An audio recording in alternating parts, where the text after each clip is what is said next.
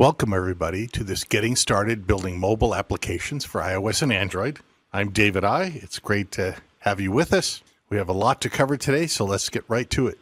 Your presenters today are Sarina Dupont and Cantu from Product Management, and Jim McKeeth and myself from Developer Relations. Here's what we're going to cover today. We're going to take a look at how to get started building mobile applications if you're a VCL desktop Windows developer. We're going to look at the type of target platforms that you can build for and how you set up the configurations for them. Then we're going to take a look at the best practices for creating user interface and user experiences that will get your apps accepted into the Apple and Google stores. Take a look at a new feature in Berlin, which allows you to do a live preview on your device and how to extend that application to support custom components. We're going to cover how to access local and remote databases from your mobile apps, how you can connect to the devices and sensors that are in the smartphones, as well as control the Internet of Things. And then finally, take a look at how to submit your apps to the Apple App Store and Google Play. So first, I'll talk about how you can get started building mobile applications if you're starting a new project. In the Doc Wiki, we have a quick start guide, which takes you through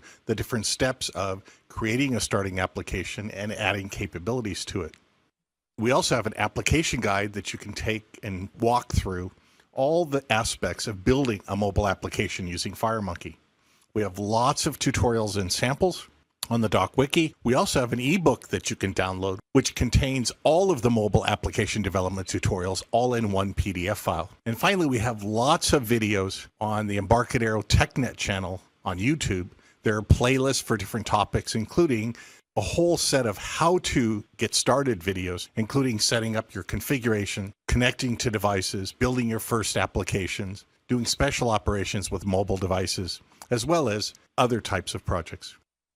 Now, when you're faced with getting started building mobile apps and you have an existing VCL application, you can do a manual operation where you create a FireMonkey project, just file new, a multi-device application, either in Delphi or C++. And then for a lot of the code, your components, non-visual controls, just copy and paste from an existing VCL application into your FireMonkey application. Of course, if you're using FireMonkey only on Windows, then you can use some of the Windows isms and Windows API levels. If you're going to build a multi-device mobile application that runs on iOS and Android, then you'll be limited to only using user interface components and some non-visual controls that aren't Windows specific. There's a great document that's available on the Doc Wiki about differences between VCL and FMX when you're doing this kind of manual migration of parts of a VCL application.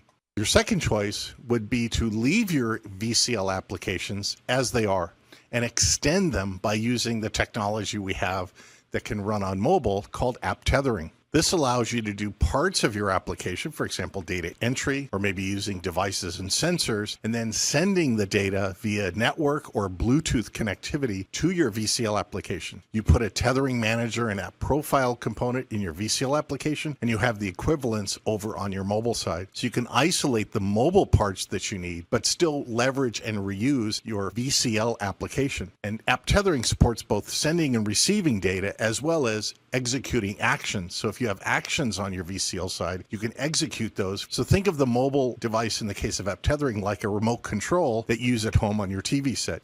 This is a VCL application that keeps track of products and the amount of stock in there. And then anytime a product is below its minimum stock, we want to send a notification to the connected companion tethered apps and give these people the option of ordering new products. So this could be me here in New York City, and let's say we have David out in California. Multiple folks can be connected to this app. So I'm going to take my remote companion app and connect it to this database app, and it sends me this shopping list of items that need to be reordered. So that's me in New York, and David could be in California doing the same thing. So we're out there in the field, doing whatever we're doing, and we get the shopping list sent to our mobile devices. So here in New York says that this one product needs 1,000 more units. So I can click the buy 100. And we see that resource gets sent to the central database app, and it executes the buy command to buy another 100. All of the connected client apps get the refresh. And let's say David here in California sees he needs to buy 100 more of this product. He selects it, the resource gets sent to the app tethered app, and the buy command goes in for that, and all of the connected apps receive the update too. The two main components are a tethering manager component and a tethering profile component. And all of these components is where we can create the resources. So the shopping list, how it gets sent between the connected tethered apps is we created a resource course shopping list. It's got a resource type of data. And then any time that resource changes from the profile, there's an event that says on resource received. So anytime we receive a new resource, we update the inventory, we put the order in to purchase another 100 units of that product. And a third way to migrate your existing VCL applications is to use the Meta converter, and I have the URL there. What it does is it converts your VCL form into a FireMonkey form. If you have database access component, it'll create the live bindings that'll bind database access and fields to the user interface components, because FireMonkey doesn't have equivalents of database components like you have in the VCL with a DB edit versus a T edit. What FireMonkey provides is live binding mechanism that lets you bind any data set and any data source into your user interface component. So it's much more flexible that way. The Meta converter supports standard VCL components that come with Rad Studio Berlin. It also supports some third-party components like T-Chart, for example. And the FAQ on the Meta Converter site will show you what third-party components are currently supported. And then you can contact the developers at Meta Converter if you need additional third-party components supported. Now, inside the IDE, you also have support for setting up different target platform configurations. For Android, you have Application Store and Development. So in Android, you'll use Development for your development cycles with a device directly connected. And then you'll finally go and build an Application Store version of your application that'll be code signed, and then you can use that to submit that Android application into the Google Play Store. For iOS, we support 3 targets. iOS device 32-bit, that's for development use and in-house distribution. Apple doesn't support you submitting 32-bit applications anymore. You have to submit either 64-bit applications or these FAT apps or universal apps that have 64-bit and 32-bit. You can choose development for your development cycles where you're directly connected to the different devices, connected to your Macintosh. You can do an ad hoc deploy, which creates an application that you can distribute in-house. You contact Apple and it'll give you information about how to set up an enterprise store inside of your firewall, up to 100 devices in a year and so on. And then finally, you can target Application Store for 64-bit for the final build that you submit to Apple. And we'll talk later about going through the process of submitting Android and iOS applications to the App Store. There's also the iOS simulator target. That's for Delphi only currently. If you want to simulate and test using the iOS simulator, if you don't have an iOS device. And finally, we have support for OS X targeting. There, normal is the same thing as doing development, where you do your development cycles and run the applications on your Mac. And you can also choose the Application Store for the final build before submitting the app to the Mac App Store. Thank you for joining me for Best Practices for Building Mobile Applications for Multiple Devices. My name is Sarina Dupont, and I'm a Senior Product Manager here at Embarcadero Technologies. I'm going to talk to you today about best practices for getting your applications accepted into both the Google Play Store and the Apple App Store. Now, when it comes to building applications for mobile devices, it really is a good idea to build those applications with the types of design patterns that users have become accustomed to and would expect in an application. So, for example, that includes swipe gestures for navigating between screens, enabling functionality such as pinch and zoom for zooming in on images, and also implementing standard user input patterns. So for example, if you have a sign-up form that's part of your application, you want to automatically shift that form up on keyboard focus to make it easy for the user to enter their information. Now, when you're adding navigation to your application, for example, the ability to swipe between forms, it's also nice to add an animated transition. And we have pre-built actions that you can utilize for that within the product. And we also have templates that help you get started. So when you go to File, New, Multi-Device Application for both Delphi and C Builder, you're able to choose from some pre-built templates that also include those types of transitions built in. Another important point to make is that when you're building applications for multiple devices and multiple devices with different resolutions, it's important to provide graphics in multiple resolutions as well. So for example, background graphics, icons, etc. You want to provide those in multiple resolutions such as 1x, 2x, and 3x to ensure that they look crisp on all target devices.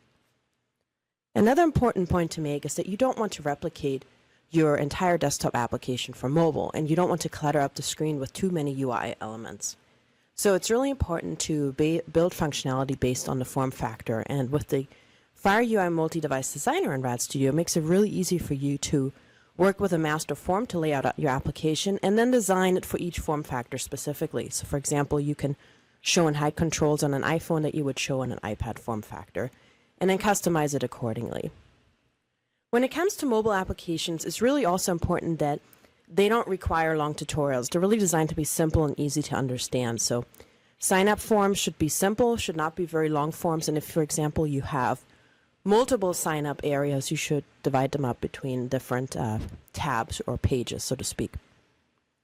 Making app registration optional is also another good idea for success because it allows the user to have a look at your application before committing to sign up for it. Now, when it comes to building your app menus, there are different types of menus that you can choose from. A toolbar-only navigation is well suited for single-screen applications. So, for example, if you have a look here in the top right at the screenshot, this is an email inbox screenshot. And so, for example, in that case, the toolbar-only navigation works very well. You have the key functionality such as new emails, delete, flag an email, etc. right there. And then we have the three-dot icon for an overflow menu. This is something that's quite popular on Android and has been popular on Android for quite a while, as it allows the user to easily access additional functionality that's not available or accessible via an icon on the toolbar itself. Toolbar-only navigation can also be used in conjunction with a tab control for multi-screen navigation and usually consists of either text buttons or glyph buttons. Now, tab bar navigation is used to divide your application into key focus areas. It also provides a very intuitive user experience, and it's something that allows the user to know and easily find the key functionality within the app. So, for example, home, search, new email, and then the last tab could be settings, for example. So it really makes it easy for the user to access the key functionality at a glance. It's usually displayed with annotated glyphs on the bottom aligned on iOS, and displayed with text on Android at the top. And we have built-in behavior services in FireMonkey, and if you set it to platform, the setting for the tab control, then it will automatically display itself as a top-aligned tab on Android and a bottom-aligned tab on iOS. Now, home screen navigation is another type of an application menu that's become quite popular, and you can see in many different types of retail applications today. Similar to the tab bar navigation, it puts the focus area right onto one screen and makes it easy for the user to find the type of information that they're looking for. So we recently did a great webinar on RAT Server, and as part of that, we built an IoT solution demo. And this demo you can see represented in the screenshot on the right here, and it really focuses on the key functionality that the retail shop wanted the user to access. So for example, search for products, scan a product by barcode, find in-store deals, and then find special offers. And it's usually arranged via a grid-like layout. Glyph buttons can be also annotated with text.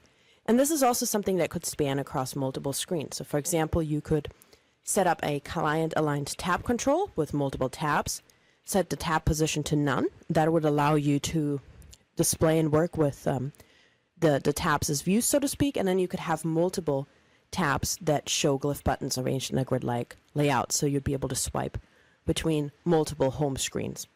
Now, the drawer menu is another very popular application menu that's seen in many different types of applications today that you're probably using on your smartphone. It's a main app menu that's hidden by default. It's invoked via this little hamburger icon, and it really allows you to take advantage of more screen real estate by hiding the application menu for the key app functionality and only showing it as the user invokes that menu. So by default, usually on phone form factors, the slide and drawer is shown in both portrait and landscape mode, and then on tablet form factors, a split menu is shown in landscape mode. Now with RAD Studio, we provide support for both native and custom styling, and that supports also 1x, 2x, and 3x images. So if you're, for example, as I previously mentioned, loading in custom images, iconography, etc., you're easily able to load in images using multiple resolutions to ensure that those images look crisp on all target form factors. The Style Lookup property makes it really easy to access the available style properties within each style, and you can also use the built-in Style Designer to easily customize the colors, etc. Now, the FireUI Multi-Device Designer makes it easy to create your application by using a shared master form and then specific views. Now, this allows you to lay out your application and then customize it for each form factor. And if we have a look at the screenshots here, the one in the middle that says Android Master, that's our master form. And you can see that's using a multi-view control that's displayed as a docked panel, so you have a split view layout because it's designed for an Android tablet. And then to the left of it, you see that same application running on an iPhone in the simulator. And as you can see on that screenshot, it is shown with the slide and drawer. So we have the ability to automatically, with the Team Multi-View control, customize the layout of our applications and have it behave by default as intended. And then you can, of course, customize those properties as well.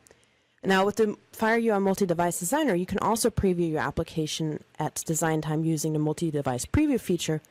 And with the FireUI App Preview feature, you're able to see what your application is going to look like on device as you're designing it in the IDE. And Jim McKeeth is going to show that. Now, what are the key component differences between desktop and mobile application development?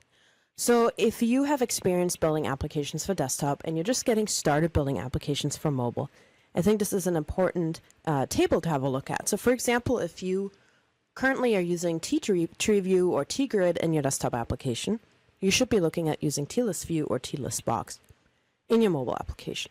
If you're currently using TRadioGroup or TRadioButton, you should have a look at creating a segmented control using TSpeed buttons or using a TListBox, or for Android specifically, you could also use a TRadioButton. If you're using a T-checkbox on desktop, you should be looking at using T-switch for both iOS and Android. And if you're just focusing on Android, you could also use a T-checkbox. If you're using T-menu bar or T-main menu on desktop, you should be looking at using a T-toolbar with speed buttons, a T-tap control, or the T-multi-view control on mobile. So here you can see the preferred mobile UI components for both iOS and Android. And we also have a great demo in the product that's called the Mobile Controls demo that allows you to quickly see the preferred controls for both iOS and Android. Now, let's talk about what you should do with toolbar buttons. So on a toolbar, you should always use T-speed button for toolbar buttons. It's important to also set button alignment. So for example, if we look at the refresh icon here, we have that aligned to the right with a margin of 5. And then we also have the trash icon aligned to the left with a left margin of 5. So it's really important that you set both the alignment and also margins. When you're using both titles, so for example, address book, along with buttons, you want to make sure that the align property for the T-label control, the title in this case, is set to contents, and that the text settings horizontal alignment and vertical alignment property is set to center. All controls that are parented to T-toolbar must have an alignment value set. And if you set the alignment property to contents for T-label for the title, you ensure that everything is laid out and aligned properly along with the icons that you're using. Now here are some don'ts for the application title. You should never align the application title to the left, as you can see here. And this is a good example. You don't have any other icons or buttons or anything on the form itself, and the title is just aligned to the left. And that should never be the case. It should be aligned to center by default. And you should use style lookup equals tool label as the styling property for your application title. And again, you should use T-label, style lookup tool label aligned to contents, and then set the horizontal and vertical alignment for the text to center. Now, when it comes to navigational back buttons, they're certainly an important part of applications. It's important not to use them for canceling an action. So you don't want to use a back button to allow the user to cancel out of a screen. You should instead place a cancel button onto the toolbar, for example. You don't want to place it on the bottom toolbar, and you don't want to choose an alignment other than left. So a back button should not be displayed on the bottom toolbar, should always be displayed left aligned on the top toolbar, and it should never be right aligned either, as you can see in the screenshots here. So it shouldn't be used to cancel an action, it shouldn't be top right aligned, it shouldn't be bottom left aligned. It should only be used for navigating to the prior screen, always shown in the top left corner, and you should use a T-speed button with the back tool button style lookup property. So you can see that here. We have the back text, and using text is optional. And on Android, by default, it always shows the icons. That's the standard style. Now here are some don'ts for using the tab control. No icon selected for tabs on iOS. As you can see in the first screenshot here, it's really important that tabs on iOS use iconography. On Android, they should never be aligned to the bottom. The default alignment for tabs is on the top. And you shouldn't have more than 5 tabs on a phone form factor. So as you can see here, tabs are commonly displayed at the top of the screen on Android, and they're traditionally displayed only with text. Now, with the T-Tab control in RAD Studio, we have behavior services support in FireMonkey built into the control that allows you to automatically display it as a top-aligned tab on Android and a bottom-aligned tab on iOS. This will happen by default. You can override that if you want, but that's the default behavior. So it makes it really easy for you to know what the standard design guidelines are for this control by just using the built-in behavior services. Now on iOS, typically the tabs are shown at the bottom of the screen, and they should show both text and icons, which can be set via the style lookup property. So you can select the tab control, you can select the tab item, then go to style lookup property and select your custom icon. You can select one of the predefined icons, etc. You can customize the colors and more. Now when it comes to tab controls, one of the things that I just mentioned is you should not use more than 5 tabs on the phone form factor. So what if you need additional navigation? So for example, in that case, tab 5, as you can see in the first screenshot here, you can use the More Items tab item style lookup property. You could parent a client-aligned list view or list box to that tab item for additional navigation. Now on Android, it's also popular to, for example, display an overflow pop-up menu for additional items. And alternatively, you could also use the T Multiview for your app navigation. Now talking about T Multiview is our smart menu component. It automatically adjusts itself depending on form factor, orientation, and target platform using FireMonkey's behavior services. So for example, on a phone in both landscape and portrait mode, by default it's displayed as a slide and drawer, and there are different properties that you can set, for example, the placement, the mode for the slide and drawer, you can select the duration of the sliding, etc. For a tablet form factor, by default, the T Multiview control represents itself as a docked panel in landscape mode and in portrait mode as a slide and drawer. And those defaults can be changed and adjusted as needed. Now, when it comes to creating a segmented control, you want to make sure that if you're using a segmented control on the toolbar, you first parent a T layout to the toolbar control, and then set tlayout.align to center and parent the buttons to the layout. And then you can select the alignment for the first button to left, the second to center, and the last one to right. Now, when you're creating a segmented control, you need to make sure that you shift select all the buttons that you want to have part of that segmented control, and then set a group name. It should be the same group name for all of them to indicate that they're part of the segmented control group. And then you can select each of the individual buttons and select the segmented button styling to customize the look of those controls. Now, when it comes to using a switch control, there are a couple things to keep in mind. On both iOS and Android, you should never parent a T-switch to a toolbar, and you should never place a T-switch onto a form without using a list control. So it should never be floating on the form by itself. So here are some examples of good practices for the T-switch control. On both iOS and Android, you should always use a switch control in a list item anchored to the right with margins set, as you can see in the screenshots here.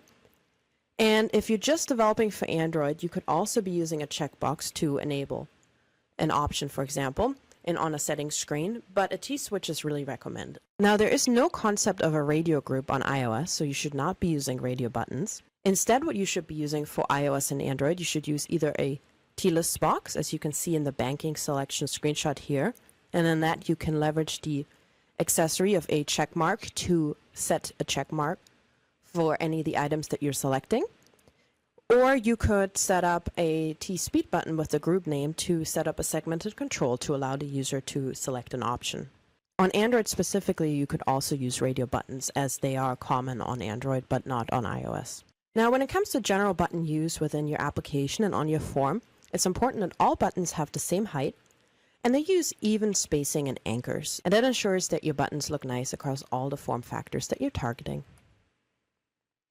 Now, when it comes to using T-listbox, T-listbox is really designed for short lists with no to minimal scrolling, specifically settings lists and input forms, as you can see on the screen here.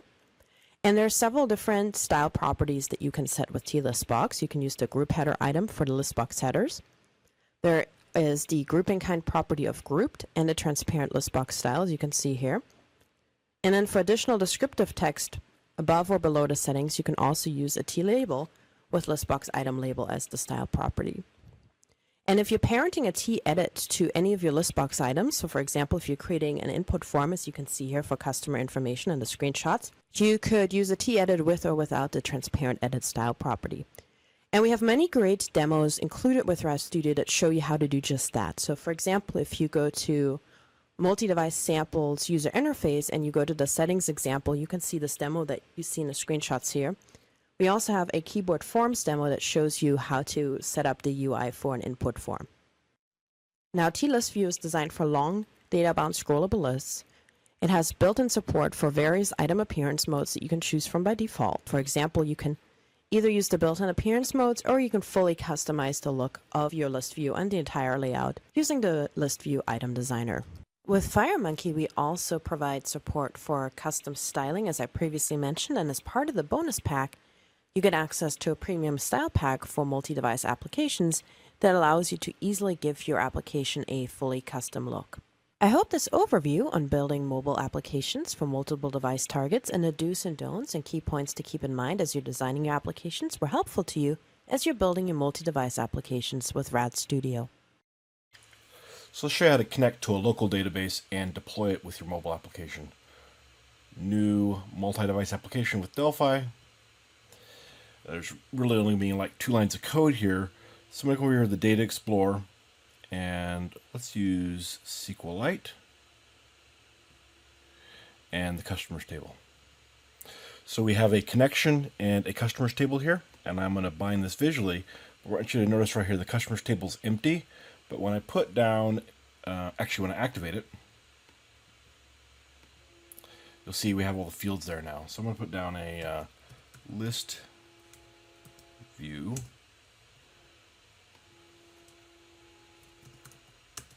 On that client, and then we will connect this up here and we'll put the company name in the text there. So now we see, we can hide this and see our beautiful application, and we can run this on Windows set to Win32 and we see it runs. No code written. So now if we want to deploy this, there's a couple things we have to do. First of all, if we come here and look at our connection component, the connection is set to use this definition name and a local database file. So I'm going to change this right now. First thing I'm going to do is change the driver ID to SQLite. Now you notice remove the definition name and database file. So let's come on here and browse out here and find the database file that I want. And we can hit test and make sure it's connected to it successfully. It has. So this is using a database file in the documents folder. And the reason that's important is because, let's go ahead and make this connected on the table again. I'm going to put some code in here on the customers, or see, on the connection before connect. So in here, I need to tell it where this database file is going to be at on the mobile device, because C:\/ whatever documents doesn't make sense on an iPhone. First thing I'm going to do is say uses system.ioutils. And then here, I'm just going to say SQLite connection dot params dot values, and we're going to set the database value equal to tpath.combine, and we're going to give it the path for the documents folder, which is tpath.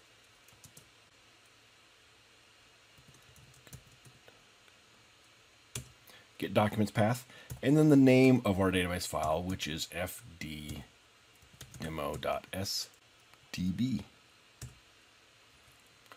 Okay, so this is going to update that path to the correct location. So let's go ahead and run this again real quick, and it should still work just fine on Windows because we're pointing to the file already in our documents folder. Okay, so let's just go to the documents folder and open that file up.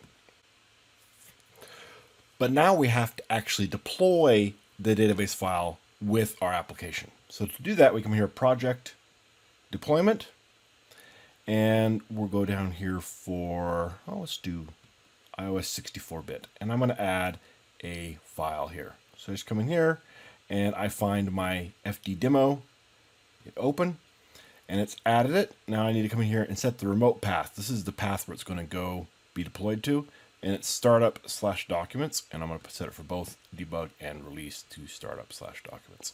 It keeps previous ones you've used in here, which makes it much more convenient than having to retype it each time. But if it's not there for you, which it won't be the first time, startup with a capital S, capital U, /documents with capital D. And now I can deploy this to my iPad mini.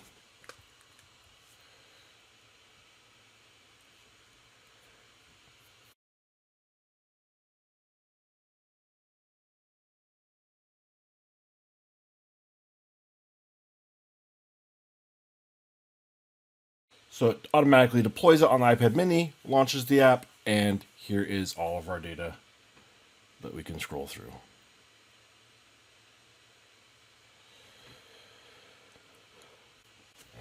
So now to deploy it on Android, pretty much the exact same step. We just come here to Android configuration, we add the file, which is the FD demo, and we change the path here to /assets/internal, all lowercase.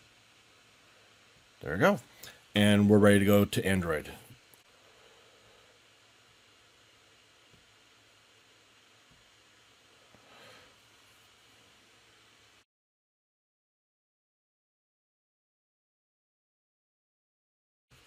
And here it is running on my Nexus 5. Again, all the data deployed to the mobile device. So it's very easy to connect to a local database file, deploy the database file to your mobile application, and create a data-driven application. Sometimes you want to access data that's not stored locally on your device. So I'm going to show you really quickly how to do that with RAD server, which includes EMS. First thing we're going to do is going to create a server module. So I'm going to come in here, new, other, under Delphi projects, I'm going to choose EMS package. And we're going to create a package with a resource. And our resource is going to be called customer. And we're just going to do get right now. The DocWiki covers this in a lot more detail, but let's just make it really simple here, just so we can show you how to get some data. So I'm going to go over to my Data Explorer, and I'm going to go to Interbase Customer, and just drag this over here onto my data module. And you'll see I have a connection and a customer table. So that's everything I need to connect to that customer table and pull the data down. Now I need to add a schema adapter. What the schema adapter will do is it will adapt this table into a format that I want, and the format I want to use, because we're using REST, is JSON. So this is the resources to convert that to JSON. This will do the adapting, and all I have to do is go to my customer table and tell it to use that schema adapter. Right there. Now we write a little code. So we're going to here, and we're just going to, I'll just replace that there. We're going to need a variable to store this in, mem t or a stream. And we're going to say mem equals t.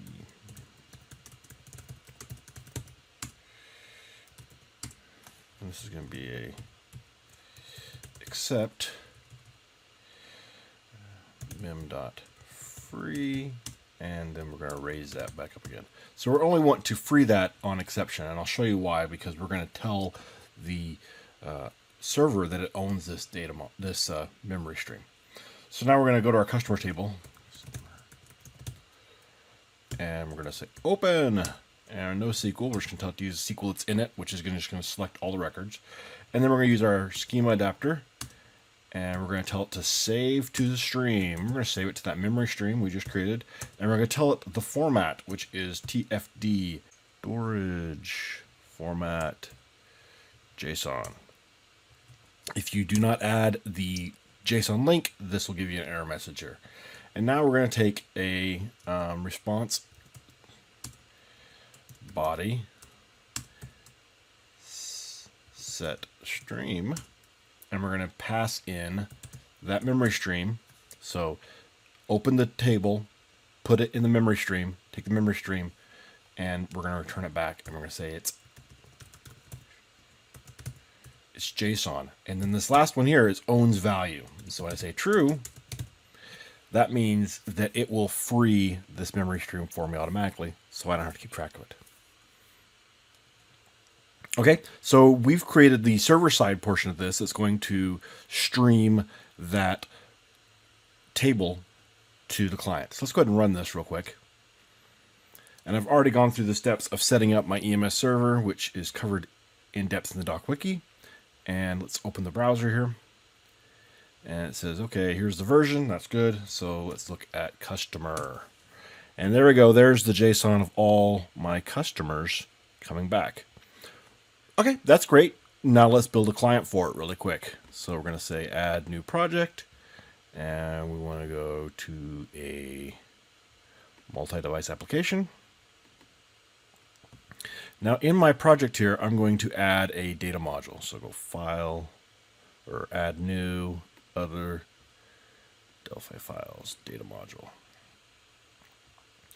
And in the data module here, I want to put down a FDMM table. And this is what's going to hold the data that's going to come down from the server. And then we need a table adapter.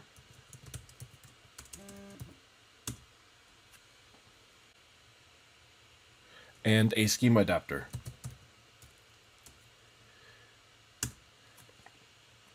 And it's really important that we put down a wait cursor as well. And that's what's required by FireDAC in order to have a wait cursor displayed to the user. If you don't do that, you'll get an error message saying, hey, put down the wait cursor. So now that's how you'll know. So on our table adapter, we want to tell it that we're using the customer table. That was the name of the table right here, customer table. And we need to connect it to that schema adapter. Okay, so now we've got our data module set up. So let's go back to our main form here. And on here, we're going to use our EMS components. So let's see, EMS provider and an EMS FireDAC client. Okay, and on our provider, we're going to point it to our IP address, which is 10.0.1.18, and our port, which is 8080. That's the default. And then for the client, we're going to point it to that provider we just put on there, and then point it to the schema adapter. But before we can do that, we have to say use unit and use the unit that has our data module. And now we can point the client to the schema adapter. And now we tell it what resource we want to use. And so the resource we're going to use is called customer. So this is the name of the resource. Remember when we looked at our, we don't have it open still. In the browser, the URL segment was called customer. That's the name of the resource we're publishing from on the middle tier on the RAD server. Okay, so now we're going to put down a, let's do a grid just for simplicity's sake.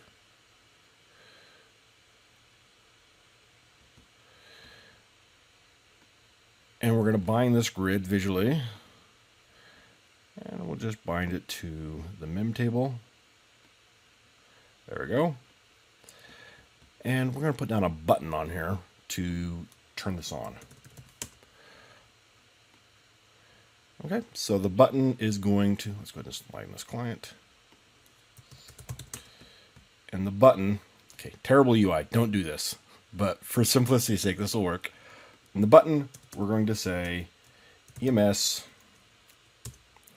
FireDAC client get data. So this is going to go get the data from the REST server, the RAD server in the middle that's going to have the data in it. It's going to pull the data from the Interbase database, put it into JSON, stream it down to the client, and display it to the user. So let's run this, and if I did everything correctly, it will work. So I tap the button, and nothing happened.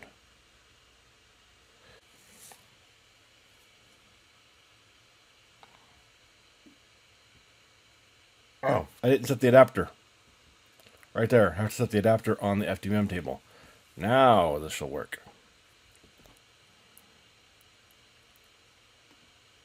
Boom, yeah, look at that. We've got data. Okay, so that's cool on my desktop. What about on a mobile device? So let's go ahead and deploy this on my iPad mini.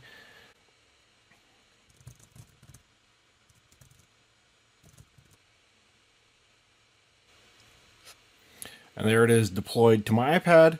Again, pardon the terrible UI, but I tap that button and look at that.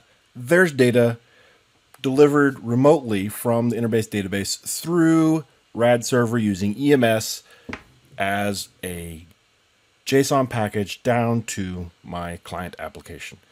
Works same on Android, iOS, Windows, OS X, etc. In multi-device application development, it's really important to make sure your user interface looks great on all platforms. Luckily, FireUI makes this really easy.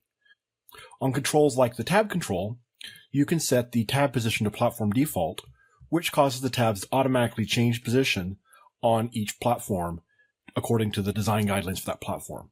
You can also preview it on different platforms right here from the IDE and create variant views for specific devices. This gives you the ability to create a view that takes full advantage of larger displays on tablets or desktops, while also looking good on devices like watches, Google Glass, and phones. And then to preview it in multiple places at the same time, you can come over here to the multi-device preview and add any platforms you want to preview it on. And then you'll know what your user interface is going to look like across all platforms. Now, all this is great, but nothing beats actually seeing your user interface on the target device, which you can do now thanks to the FireUI Live Preview feature. Live Preview gives you the ability to preview your user interface on actual physical devices. There's lots of information about it in the doc wiki, but I'll let you know that we do ship with the source so that you recompile it and make changes, adding additional packages for other components, and deploy it to any devices you want to, or you can deploy it via binary as well. Before I show you this, though, I'm going to load a style here on my style book. Let's go for the Windows 10 Modern Blue style. So now we've loaded a style here just for Windows 10.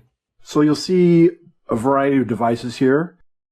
All of these are connected to my IDE. This is my iPad mini. Notice there's no wires on these devices. They're connected wirelessly over Wi-Fi using the app tethering technology because they're all on the same network.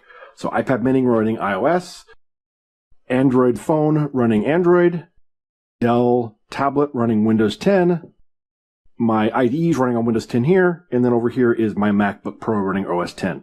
Now all of them are running the Live Preview application. So now I can connect any of these to the IDE and get the live preview. So let's go ahead and start with the iPad here. Hit connect. So it's got the preview up on the iPad here. Now you'll notice right away that the screen is not blue, it's white, and that's because the blue theme I have loaded is the Windows 10 Modern Blue theme. So it only shows up on Windows 10, doesn't show up on the iPad. Also, the tabs have moved from the top to the bottom because on Windows, tabs go on the top, on iOS, tabs go on the bottom. If I make a change, like let's add a button on here. You don't see the border on iOS, but the button is there. You'll see it says button 1. If I change tabs, it also changes tab on the iPad. And also the iPad is live, so I can tap on the iPad and edit this. And that's because the user interface is running, but it is not actually running the code behind. So if there was something that happened on the text box change, that wouldn't happen. So now let's connect the Android device here. So we'll just tap on Studio and hit connect. And we'll see it connects. And again, as I make changes, like for example, changing tabs, it changes tabs. And you'll notice on Android, again, the tabs are on the top, whereas iOS, the tabs are on the bottom. So let's go ahead and add Windows 10. We'll just tap on the item we want and hit connect. And we'll see there's the window appeared on Windows 10. Now this time you'll notice it is blue. That's because it's got the Windows 10 theme applied to it. So we see it in with the Windows 10 theme, the blue theme. And now let's go ahead and do the OS 10. And on here we'll just tap the one we want and hit connect. And it connects and brings it up. And it's not blue, and that's because, like I said, the theme is only for Windows 10, so it'll show up on Windows 10. You can manage Live Preview in the IDE here. If you just go to the FireUI Live Preview page in Preferences. In here, this allows you to turn it on and off, allows you to change your server name, which is the name of your IDE, how it'll show up on the devices. And then you can also set a password if you want to prevent other devices from connecting to your IDE if you work in an environment with other developers. Also, you get a list of all the connected devices, the device name, and the OS that they're running. And from here, you can select one and disconnect it if you want to. So there we go. We're previewing across 4 devices, Windows 10, iOS, Android, and OS 10, with the new Live Preview feature of FireUI. This is a step-by-step overview to set up Live Preview. You see I have the Live Preview app installed on my iPad mini, and I've got the Rad Studio IDE installed. Now, first of all, I'm running it inside a virtual machine, so I have to have my virtual machine, you'll notice, is connected to the Back in Time network here, and the iPad mini is also connected to the Back in Time network. So we can check and make sure the subnet mask and IP address are there. So then inside our virtual machine here, I set it up with the network as bridged, which then actually connects the virtual machine itself, client OS, to the network directly instead of shared. So use bridge so that the IDE is publicly visible on the network. Otherwise, the iPad cannot find the IDE. And we can look at the IP address here. And we see that it is on the same subnet here, so they should be able to find each other. And actually, I can ping the iPad here if I wanted to. Ping 10.0.1.15. So if you are having trouble, if you can't ping the iPad from your machine, then you're not going to be able to get there. But also, if your machine's not on the same subnet, if it's not on the bridge network, it won't work. So now that I've got everything connected correctly, I can open up Live Preview app. And it's scanning the local network. It's sending out UDP packets on the local network in order to find the IDE. If it can't find it, you can use the advanced key here, or advanced option, to provide a IP address that it will then go to and look for it there. So if it doesn't find it, or if the machine is not on the same subnet, if it's across the subnet, but still accessible over TCP/IP, then you can use the advanced in order to find it. This all behaves the same as the app tethering technology. So in the IDE, there's some configuration for this. We've got options. And then down here under Form Designer, we have FireUI Live Preview. By default, this is turned on, and the server name will be your machine name, but you can rename it to whatever you want to, and you can optionally provide a password. Once a device is connected, you'll see it listed here. So let's go ahead and connect. So I just select the one I want here and hit connect. So it's gone out and made a connection, and you see here it shows it as connected. So now the UI is being sent across to the iPad. Now, none of the code behind, any code that would be written like event handlers on these buttons, etc., is not sent to the iPad. There's no code execution coming across. It's just the user interface is being rendered on here. So basically, we're dynamically creating user interface. And if I make changes to this, like if I move something around, we see that it updates in near real time on the iPad.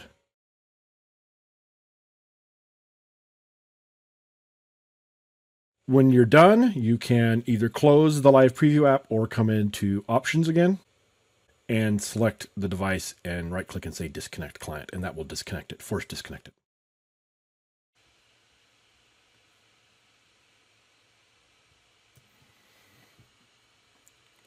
So let's say you're using Live Preview and you've got your controls on here that you're moving around and resizing them and everything's just great. And then you got to use a third-party controller, some component that maybe you've created or whatever. And you add it to your form, and oh my goodness, look at that. It's not showing up on Live Preview. Now, everything else is still working fine. But this new component, this T-chart's not showing up. So luckily, Live Preview is extensible. So let's take a look at how to do that. First thing I'm going to do, because I installed Live Preview from the App Store, is I'm going to uninstall it. Because we're going to install a new version of Live Preview. Okay? And then we're going to go in here into Rad Studio, and we're going to open up the Live Preview project. Now, the default location of Live Preview project is in the source tree, so you can't modify it there, so I've copied it to my projects folder so that I can make changes to it. Plus, that way, if I mess things up, I can always go back and revert. So I'm going to go in here to the regis.pass file that's part of Live Preview, and I need to modify this in order to include references to the units for T-chart.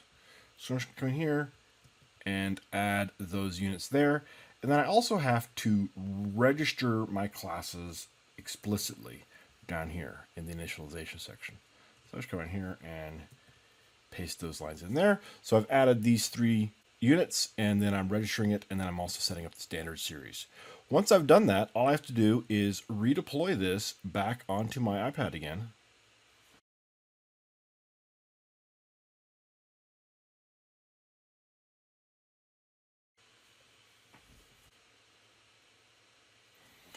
And you see it's found my IDE. So I'm going to go ahead and connect to it. And this is actually going to be kind of trippy here because we've connected to our IDE while we're designing FireUI Live Preview. We're live previewing Live Preview. So wow, little inception craziness there. So let's go ahead and go back and make a new project here.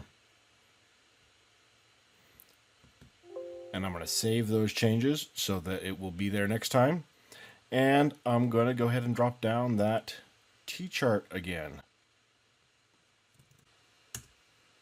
Oh my goodness, look at that. There is a T-chart live previewing on my iPad now as I design it in the IDE. So all that live preview goodness now supports every third-party component for FireMonkey that you want to use. Now, for building mobile applications in Delphi and C Builder, you can get to devices that are available inside of your Android or iOS smartphone or tablet. If it has 1 or 2 cameras, if you want to capture audio, capture video frames, if you want to work with sharing pictures with applications that are on your phone, for example, to Facebook or SMS or whatever, we have the components and standard actions that are built into the release that you have. So location sensor, motion sensor, orientation sensor, the media player, the T camera component, and then a whole set of standard action classes: take photo from library action, take photo from camera action, share sheet action, media player start, stop, and so on. These are standard actions classes that are built in that you can reuse. We have a set of sensor units and components that are available to allow you to interact with additional sensors that might be available on specific mobile devices, including biometric sensors or light sensor, location sensor, motion sensor. These are classes that you can get to, and we've pre-built some components, as I mentioned, for specific sensors that are available in your smartphones. Most mobile devices include a built-in GPS antenna as well as additional subsystems to determine your location. Access this location information, all you need is a location sensor component. Go to the onLocationChanged event handler, and in here we're passed two parameters that are location coordinates. So if you look at the new locations, latitude and longitude, you're able to determine the device's current location. In here we're taking that latitude and longitude and displaying it to the user, and then attaching it to a URL for Google Maps. This will display a map to the user showing their current location. You can also use this with geocoding information or to track the user and find nearby attractions for them. One note is that right now we're just using a web browser to display this map to user, the T-Map view. This is a much better way to display an interactive map to users. So take a look at that. This example is not using that just for simplicity's sake. Let's go and take a look at this in action. Here it is on the iPad mini. When I tap the switch up here, it activates the location sensor, and we see we have our latitude and longitude, and it is dropped a pin on the map right here at Embarcadero's location in Scotts Valley. Here it is on Android. Again, we'll activate the location sensor, and this time I'll put down the satellite view, and we can zoom in and see the offices here in Scotts Valley. And we have support for the Internet of Things in Rad Studio Berlin. You can get at Bluetooth Classic-based devices. You can also get at Bluetooth low-energy devices and work with them. We have support for beacons, both iBeacons, alt beacons, and the new Eddystone beacon standard that has come out from Google. There's a beacon kind that you can choose from those three. We also have our beacon fence mapping that you can download from the Get It Package Manager, so you can set up beacon zones or beacon fence maps to build an application with multiple beacons to triangulate where you are and get locations. We also have support for Internet of Things devices, both Bluetooth LE devices and Z-Wave based devices like smart lights, smart switches, door locks, and so on. And you'll see that I've installed through Get It Package Manager the Quick Set Lock and the AOTech Smart Switch, as well as I've got some beacons set up and a beacon map. So let's go into our IDE and take a look at some of the things that are available. Under Tools, Get It Package Manager. You can click, for example, on the Internet of Things, goes out to the Package Manager server, and you can see the different kinds of devices using Bluetooth LE and our Thing Connect technology. There's blood pressure, there's digital scales, there's also support for light bulbs, smart switches, and so on. You'll notice I've installed the Aeon Labs smart switch. I've installed the beacon fence. And over here, I've also installed the QuickSet Deadbolt Internet of Things device that I have running. I've also got a heart rate monitor, both a generic heart rate monitor, and I've got the Polar H7 heart rate monitor installed. And then those show up down here into the Internet of Things category and see that I have the beacon zone fencing and beacon map fencing. I've got the quick set lock, the smart switch. I've got the Polar heart rate monitor, Wahoo digital scale, and other devices, generic heart rate monitors. So we can drag and drop those into our applications. When you download the Internet of Things devices, you're given sample applications. It uses the AOTech smart switch component where we're going to give it an IP address and also the device number of the connected device, in this case the smart switch. And then there's other tabs that are available for looking at the status of the smart switch and also reading the different properties. So for example, when you've last connected to that device and so on. Each demo is there and available for you. Let's take a look at the demo in action. So here I've got the AOTech smart switch. We'll bring that application up. So we'll key in the IP address of the Z-Wave controller. In my case, it's a Verilight Mikasa Z-Wave box. And then we'll key in the device number of the smart switch, which is device number 4. And now it's connected to it. It tells us the current state that it's read is off. We can go get information. For example, let's read the name, Smart Switch Energy. We can go and read what its power rating and so on. And we can turn on the smart switch and it tells us the smart switch is on. Turn it off. You can see that when the smart switch is turned on, the desk lamp turns on. And when I hit off, it turns it off. Bring up the QuickSet Deadbolt, key in its IP address. It's connected to the same Vera box, and its number is device 5. So we're connected to it. The status is it's currently unlocked. So we can go and lock it and then unlock it again. Go to the info, read the device name, QuickSet Lock. Let's look at the battery level. I've got 80% battery left. Taking a look at the beacon fence map, we've got 4 different beacons that define our department. And we define the GUIDs and the major and minor values and the location, XY displacement of those beacons inside of the whole map. This is the map of the department store. We've got the toy zone. We've got a household goods area, and we've got a cereal area. And then we've got some path nodes.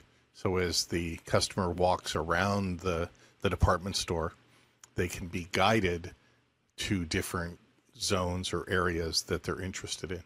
And then on the beacon fence map, we set different properties, fencing option, map options, for example, to color the beacons, to highlight where we are inside of the beacon fence. And then we've got the particle filter, which lets us calculate where we are inside of the beacon fence as far as location is concerned. 2 of the events that we have hooked in this case, one is on zone enter and one is on zone exit. So if we enter the zone, first thing we're going to do is just see if we're in the serial zone. And if we are, we're going to use the Vera AOTech smart switch. We're going to set the switch on property to 1, which will turn the light on. And then when we exit the zone, we're going to set the switch on property to 0, which will turn the light off.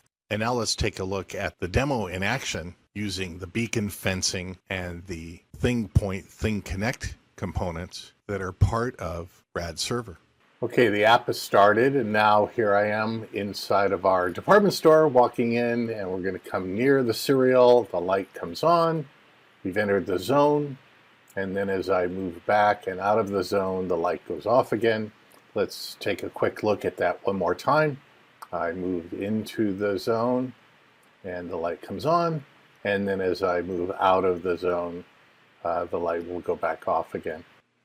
So that's how easy it is to use pre-built components and samples that come out of Get It Package Manager to get started programming with the Internet of Things in the devices that you have or the beacons that you have to get yourself started doing mobile application development. The power of components and the power of sample code to get you started very fast. This is Marco, and I'm going to cover the section of this webinar focused on submitting applications to the app stores. Focusing on mobile applications. The stores considered are the Google Play Store for Android and the Apple App Store for iOS. Why using app stores? What's important to underline is you have an unprecedented distribution opportunity. In the past, it would have been very difficult to get the application in the hands of thousands of people, and now you can get your application easily in the hands of millions of people. So the opportunity and the fact that the entire distribution management, distribution cost, user management is completely up to the stores, and basically you can get free unlimited distributions for your applications is really extremely significant. Now these offer also monetization options, which I'm not really going to focus on. Now what's important is that the RAD Studio IDE can build store-ready apps. There are options in the project configuration that are specifically focused on store, and then you can deploy, after building the application, deploy the application to the store format, which doesn't mean uploading, but means doing the code signing, doing all of the steps that are needed for the following steps. Now the physical upload is done with store-specific tools.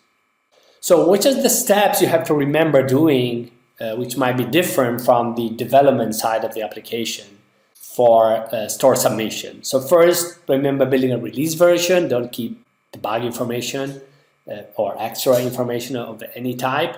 Release versions are generally smaller in terms of executable size. You need to create graphics. You need to provide the icons for each possible resolution. There are even more on Android, but there are quite a few also on iOS. And splash screens, if you have a splash screen.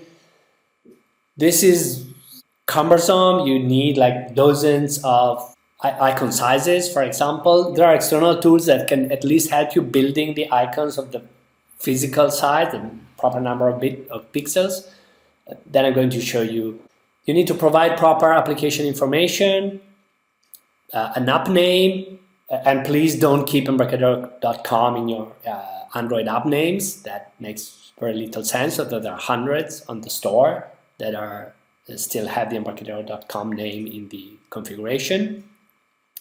Also, you need to provide a proper version number. Well, easily you can start with 1, but consider that on Android the release number is an absolute continuous number, 1, 2, whatever. On iOS, there is a major.minor model. For Android, you also need to define permissions in the IDE, and consider that, you might not need a lot of permissions for the user, like internet access or local file access, but remember that applications get updated almost automatically on these platforms. However, if you change the permissions, Android requires the user to specifically approve the application for update, so you'll have a lower update rate. On iOS, the store model is available only for 64-bit apps, and for those 64-bit apps you need to build the universal binary, so you need to include also the 32-bit application. That's another setting in the project options, but something that is absolutely required. For uploading the application, there are external tools. Again, it's not something you do from the IDE. From the App Store, there is an application loader. And from the Play Store, you can just upload via web browser. You also need to provide a lot of images, screenshots, icons, and a lot of information to the stores, which is the step I'm not going to show you because it's quite time-consuming. The images you can grab from the physical devices, from emulators. You can even make them up. And then wait for approval, which might take considerable amount of time, specifically on iOS. So you need to plan your store submissions in advance if you want to make the applications public at a given date. That's the summary of the things I'm going to go through. And again, I'm not going to get in details in each step, but I've created a video that will give you the highlights of Android and iOS submission. So this is a very small application, kind of a sample Delphi RSS type of feed built for Android. And the thing that you might want to do is use an external tool like this one from Thomas Grubb that lets you, from one icon size, create all of the different icon sizes that are needed. If you save them all, then what you'll be able to do from your IDE is pick those files from that folder and upload them one by one with the proper size. So 36 by 36, and then you move on to 48 by 48. And you keep going, 72 by 72, and so on. There are many for Android. There is an equivalent list, but different sizes for iOS. So you need really to use a lot of patience to upload these various files. But having the generator that creates the file for you is great. Next is remove the COM Embarcadero from the module name and use your own URL. You can just keep module name or fully customize the information. You also need a keygen, you need a certificate, and you can check that your password is correct for the deployment key. So this is the check, and that needs to be inside the project configuration so that when you do a deployment of your application, the deployment actually includes the proper signature, and that is what is uploaded. Now on the Play Store configuration, you can create your application, and the easiest way to do it is just create the entry and then do upload an APK to production. So you can find the APK that was created by the deployment process from the Delphi IDE, and then your APK is there. Some of the information like version number is extracted, and then at this point all you have to do is to fill in the store listing with all of the descriptions, the graphic, the extra information, and you should be good to go with your Android application.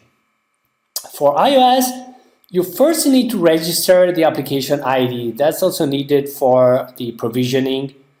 So the application ID is separate from the actual application listing in the Play Store. Here you need a bundle ID. The bundle ID must match the bundle ID you put into the project options for your application in the Delphi or RAD Studio IDE. So the first step is to register this ID, and then you also need to create the new app. Again, in the iTunes Connect configuration, you pick the language, and then you can pick that specific ID that was defined in another page of the iTunes Connect website. So this creates the entry in iTunes. The entry is required before you actually can upload the submission for the store. You need to go through the pricing. You can pick free application, and then you go to the page for submission, in which again you need to create all the screenshots, all of the assets, graphic, and these are all required, so there is quite some effort. Now back to the application, version info, you need to have the matching bundle name, and this is certainly critical in terms of a step for being able to deploy and code sign the application properly. Now you need to create a distribution certificate if you still haven't done so. So that's another step that's separate from creating the ID. This is my distribution certificate created again on one of the Apple websites. That's different from iTunes Connect, but they're all linked and quite easy to find. So now I download my mobile provisioning file, and the next step is actually to make sure this is properly configured, and the place where your provisioning profiles are configured is Xcode. So you need to, well, not even open Xcode, just start it and go to the configuration and the user accounts, and in your account you can enable and download the provisioning profiles. Once the provisioning profiles are properly configured in Xcode, then this will be visible in your from the RAD Studio IDE through the PA server connection from your Windows machine to the Mac. So now here the system can actually read my provisioning profiles for store deployment, because that's what I'm configuring, and I can just build. I've already set this as a universal binary, so I can build, I can deploy it. This will do all of the steps and create the IPA file, which is what you have to upload. With this application uploader, you'll find the IPA file under the scratch dir in PA server, and then we can actually do the upload of this file. It's take a while, I just cutting through some of the timing and just zooming it a little. And once the application has been uploaded with the application uploader, it's checked. There are some initial tests, not like the complete testing, but there are some initial validation for the application. If the application is large, not all testing are done, but what happens now is that you can now pick the application, the build of the application, where you can actually see the icon is wrong in the system, and at that point you're ready to go. We have a special offer until June 20th. Everyone who has an existing version of RAD Studio, Delphi or C++ Builder, you'll get the upgrade price on a new license with 45% off.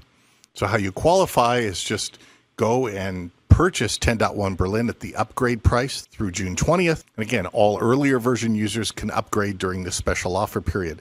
Update subscription is now included with all licenses, so you'll never miss an update again. Plus, you get access to the free bonus pack, ebook, and software downloads. So get started today. And with that, our email addresses are on the screen, and we're now ready to take your questions.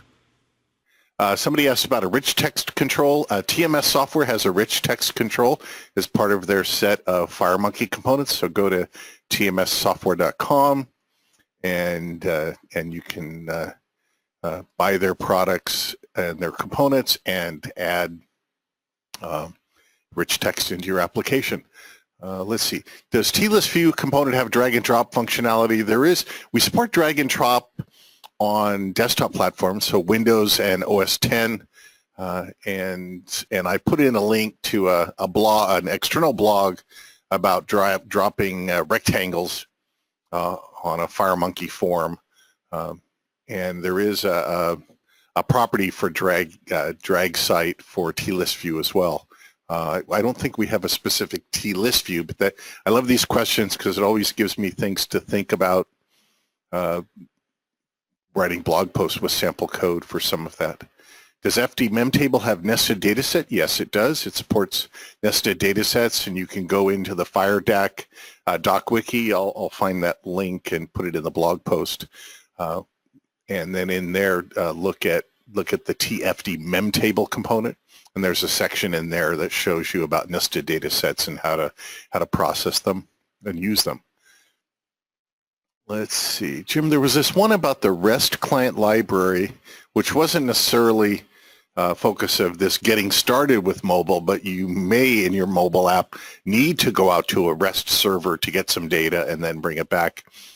You have the REST client, the REST response, and the REST response dataset adapter so that you can make a REST call, get the JSON back, put it into an FDMEM table. That would be great, or you can just process the JSON directly. But if you want to go to different tables and you have live bindings, again, the whole live bindings mechanism, you can set a specific live binding on a specific string grid or table, whatever it might be. But you can also use code to take data and bind it at runtime to a string grid. So it's just a matter of changing the binding that is connected to the string grid. You can do that in code. You can do that at design time if you're going to do a one-time only binding. But you can always do it. You can even populate the string grid not using live bindings by processing through the fields and working with the properties of the string grid columns and column editor to set the sizes appropriately and so on.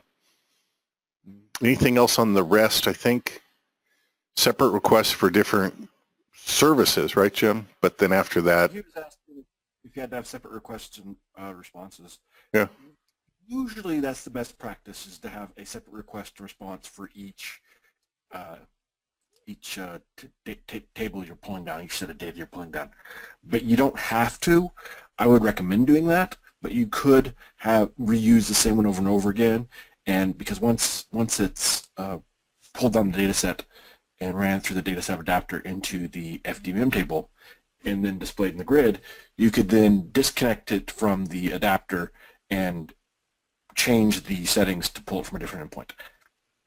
You're not really buying yourself a whole lot by doing that, but it certainly is an option. So I would recommend having separate requests and responses and data set adapters for each one so that you can funnel that all into their own FDMEM tables. yeah, there was a question about XML support. We have XML document component, and with that you can then walk through the tree.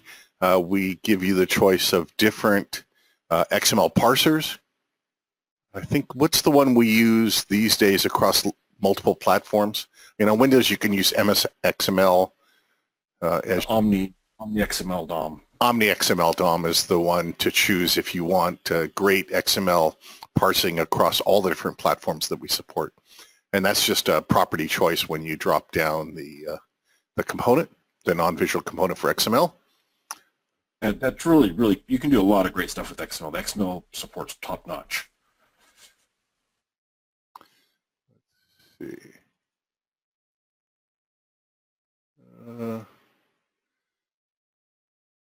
Okay.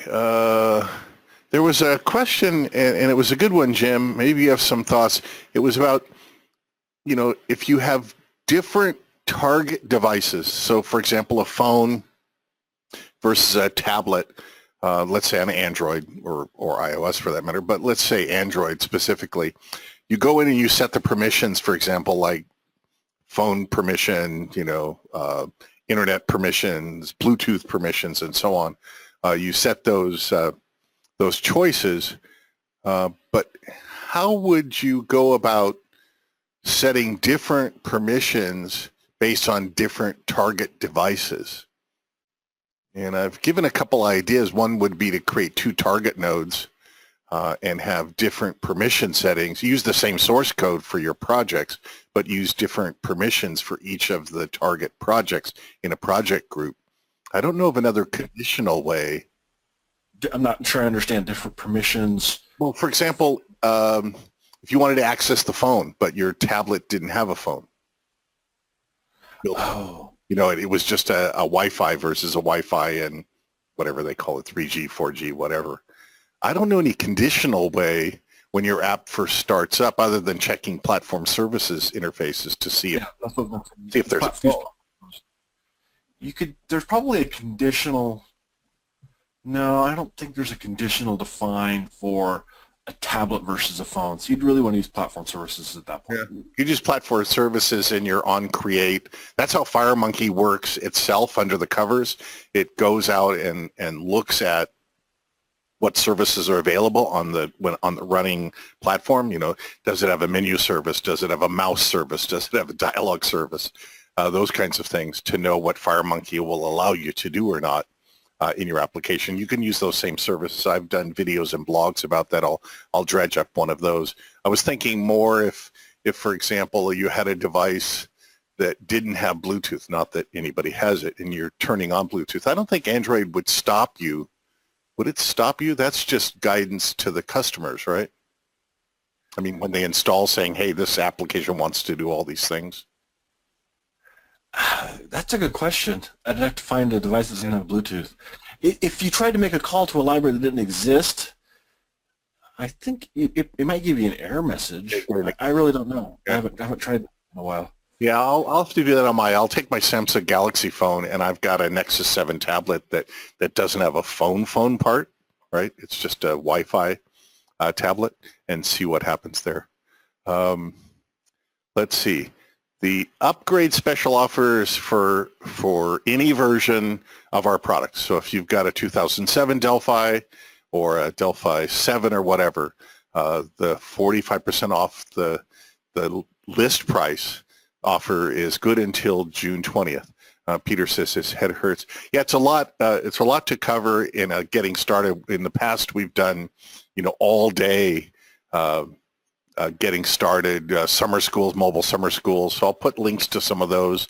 We wanted to give you into in a shorter, quick form, at least that top level look, especially Sarina's section on all the different things you want to think about in a mobile UI UX experience. I put links to several of the DocWiki entries, as well as I put links to the Apple and Android user interface guidelines that are those are in the blog post. And Sarina, if you're still there, I know we talk about the user interface guidelines and how FireMonkey enforces some of that. The guidance, do you have additional guidance for people? Use FireMonkey. We do the work that makes sure that you don't violate a lot of those UI UX guidelines. Yeah, with the built-in, that's correct. With the built-in behavior services, it's really easy to ensure that, for example, tabs are positioned in the correct positions. For example, tabs on Android should be top aligned with text, on iOS bottom aligned with text and icons. And that is enabled automatically using behavior services in FireMonkey. So if you're using the FireUI multi-device designer by going to File, New, Multi-Device Application, and you switch between any of the operating systems, so even on the master screen, if you switch on the master phone between iOS and Android, you'll see that the tabs will automatically reposition themselves. In addition to that, if you're getting started building mobile applications, when you go to File, New, Multi-Device Application, you can choose from pre-built templates. And those templates are a really good starting point as they help you get started laying out your application. The same is also true if you're looking at the multi-device samples that we include with the product. Those include a variety of different types of user interface designs that show you how to best work with alignments, anchors, T-layouts, etc. So going to the multi-device samples folder that is installed as part of the samples directory with RadStudio, and then navigating to multi-device samples and the user interface folder, you'll find many great examples that you can have a look at. For example, the settings demo I showed you today, and other demos that provide a good overview of best practices when it comes to mobile application design. Yep. There's a question about a percent in margin or padding like in CSS. We're not CSS or HTML based, but each FireMonkey component has a margins property, or you can set a number of pixels on the top, bottom, left, right, Sarina? That's correct. And if you, for example, if you're creating a segmented control, you would use a T layout, align that to the center, for example, on a toolbar, and then you would parent your speed buttons to that and then set alignments on each of the buttons. The same is also true if you have a toolbar with a title and you have a right aligned, for example, refresh button as I showed in my slides, and then a left aligned recycle or trash button, for example. you would want to set margins in both of those, because that ensures that the icons look very nice on the toolbar and they don't run up too close to the right or left side of your form, so they're easily accessible with somebody's finger to be able to activate that button, tap it, etc. So in general, it's really important to use alignment and anchors. Anchors ensure that that position that you've set for the control remains across the different form factors. So for example, anchoring a button to the top right. But in general, if you have a container control like a toolbar, for example, that you're parenting other controls to, like a button and labels, you definitely want to set alignments for all of those controls. And if you have a title on a toolbar, you want to align that to contents. And if you have buttons, you want to align them to right and left. And my slides also that show the best practices, I believe we will be putting them up on SlideShare, David, is that correct? Yeah, I'll put them up on SlideShare, and I'll put the slides, the link to SlideShare in the blog post. So again, embt.co/mobile start now, capital MSN, mobile start now. And that shortcut is also in the blog post, but anyway, that doesn't really help you. So I will absolutely do that. There was, Jim, I think it was confusion about the live preview versus you can create custom views inside of the form designer for FireMonkey. But maybe you saw that question. It might have been answered because it disappeared for me. Oh, it was, here it is. It's like there was the iOS preview tool or emulator. Was that just preview with the FireUI preview? Maybe you just take a step back. Oh. The FireUI Live Preview versus creating master views in the designer versus, again, running on a simulator or on the device. So what the Live Preview does, it lets you actually view your changes live on the device. So you can, in the IDE, you can say, I want to show me what this looks like in the IDE for iOS or for Android or for Windows. You can make those configuration changes there. But if you want to actually see what it's going to look like on the actual device, how the device is going to render it, then that's where Live Preview comes in. So it's really the evolution of all the cool design features we've had in FireUI, coming of age, if you will, all these great new features to make you more productive, to see what your UI is going to look like. And so under the covers, it uses our app tethering technology, right, for Wi-Fi, not Bluetooth. Is that right? Correct. Yeah, it does not use Bluetooth, although, as I showed you, it has the source code there, so I guess technically you maybe could make it work with Bluetooth. I don't know. Let's see, there's a limitation on Bluetooth on iOS, so if you wanted to only do it on Android, maybe you could do Bluetooth. Well, you don't have the source code on the IDE side, so never mind. Yeah, it's just Wi-Fi. Yep. And we have one, and Sarina, because you went through this about just using our standard components for Live Preview. There's an app that you can download from the iOS store and the Google Play Store. Is that right? That's correct. So we have a FireUI app preview application that you can download from both the Android Google Play Store and the Apple App Store for iOS. So if you are looking to see what your application is going to look like on each of the target devices, and you don't want to first deploy the demo application and the source code that we provide for the Live Preview application yourself, you can go to the App Store, download the respective apps for either iOS and Android, and then connect to the IDE like Jim showed earlier using the IP address of your Windows machine. So as Jim showed earlier, if you're downloading the app through the App Store and to install it on your phone or tablet, you'll want to make sure that you're on the same subnet, and then you're able to connect to the IP address of your development machine, and then you're able to see all the changes you're making live in the IDE on the actual devices that have those applications installed. Alternatively, you could also deploy the application, the FireUI app preview application, to those devices yourself. But if you're just looking to do a quick test, for example, or you're not using any third-party components, you can go ahead and download and install the applications from the app stores. If you're using third-party components in your application, then you want to use the sample code and the actual application that we provide so that you're able to deploy it yourself. And Jim, what are some tips that you would recommend users do if they're using third-party components and they want to be able to preview on device those third-party UI components? And so what you would need to do is you would probably drop the component on the form on another application and see what units get used, and then you can take those units, modify the regs.pass file to add those units in there, and then add the line to register the component so it's available, the classes that are going to be instantiated. The spreadsheet had a specific extra line we had to add there in order to create the series, populated series list.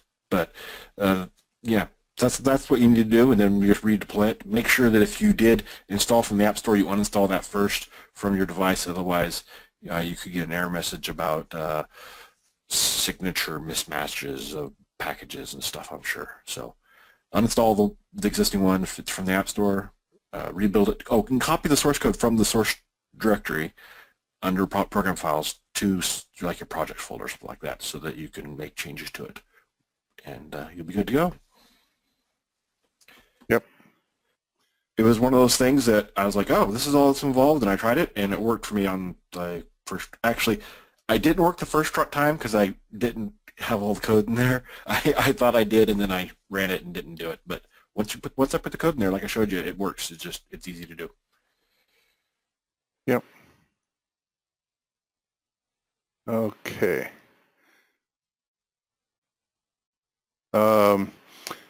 So, Sarina, this one's for you. We were talking about margins around different visual controls in FireMonkey. There's the margins property. Jens is mentioning, wouldn't a layout control, I mean, there's many ways to do things like margins and percentages of alignments, right? Layout, yes, that's correct. You can use a layout. You can set margins on each of the controls. You can use anchors and alignments. If you're creating a home screen type layout, you can use a grid panel layout, and you're able to define the percentage that each column and row takes up as part of that grid panel layout. And of course, if you're looking to adjust settings specifically to a form factor, I saw this as another related question that someone else asked, you can go into the FireUI Multi-Device Designer. So if you're going to File, New Multi-Device Application, the first thing you're presented with is the master form. Then you also see a drop-down menu, and this drop-down menu lets you customize the UI, and it's based on the master form, but you're able to customize the UI for that particular phone form factor. So for example, to answer your question here, I saw about 3.5-inch device. You can select an iOS 3.5-inch device, and the same for Android. You'll see at design time what that application, what the UI is going to look like. And then you're able to adjust margins, etc., depending on, for example, the text length that you have on a control. So it's a really great way for you to be able to fully customize the UI for a particular phone form factor at design time. And then you can use the live preview on device if you wanted to see what the application is going to look like live on the device as you're making those types of adjustments, instead of actually deploying the device to the application to your physical device. There's a question here for you, Jim, I think, as you were showing EMS talking to remote database. What about security? Security risks? Yeah, I did not go into security at all, just for simplicity's purposes, but EMS supports authentication, and EMS supports using HTTPS TLS to secure it all. So there are lots of security options. I believe we've covered it in some of our other webinars, but in this one I just wanted to show really quick how you could connect to a remote database. But definitely security is important. There's quite a few ways you could handle that.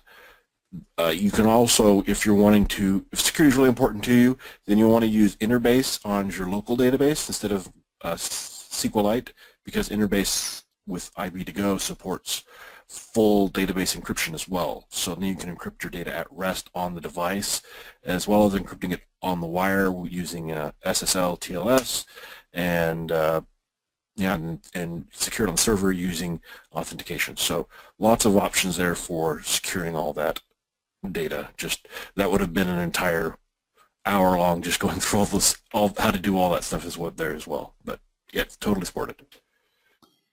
And Sarina, for you, it's either Jim or Sarina, I think. I keep answering myself, but I'll leave it to you guys. About the master views versus the device views and ideas, as you've already said, about handling the scaling on different form factors of devices. That's what the master view and device views are for in the designer, right? Sarina? Or Jim? Or me? Right. So yeah, you use the device-specific views in order to. So the reality is, usually, if you lay out, you're going to lay out your master view, put all your components on there first, and set your anchors and your alignment and your padding, and that's going to get you like 90% of the way there for different size phones. The place that's going to get a little more interesting is when you go from a phone to a tablet, because you have so much more real estate on a tablet, you may decide you want to change your layout out. So you're going to add a tablet layout, and you're going to change things around there. Then you're going to go through and preview it on each of the devices and say, oh, look, on this device, it's a little crowded here, so you're going to just do a little tweaking. But ideally, as much as you can do on the master layer is great, because then it propagates down and it goes across everything. But then if you do need to have a little bit of tweaking, a little bit of more margins, etc., you can do that with the device-specific views, and it saves you a lot of time. And I've used some of the other development systems for developing applications across multiple devices. Like, for example, on iOS, you would create an iPad view or an iPad UI and an iPhone UI completely separate. You have to build them all from the ground up.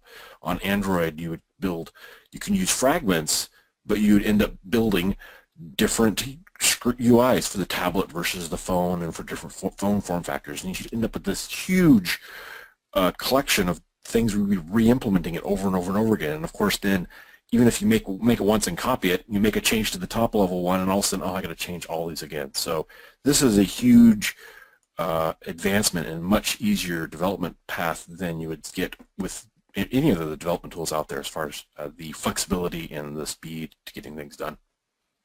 Yeah, and to add to that, if you want to execute any platform-specific code, you can still use and design your application on the master form, and then go down to each of the views. For example, you could go to your iPhone view, and you could set up specific event handlers if you wanted the iPhone application for some reason to behave differently than your Android application. So FireUI Multi-Device Designer really provides a lot of flexibility. In general, I would recommend laying out most of the application on the master. If you have a situation where you want to show more controls, for example, on an iPad and an iPhone due to the screen real estate, you could go to the iPhone form factor from the drop-down menu, and then you can just change the visibility of some of the controls to false. So for example, if you had more UI options on an Android on your tablet application than your phone application, you could go to that particular phone form factor, select your T button, for example, or your T list view, and then you can change the visibility of that control to false.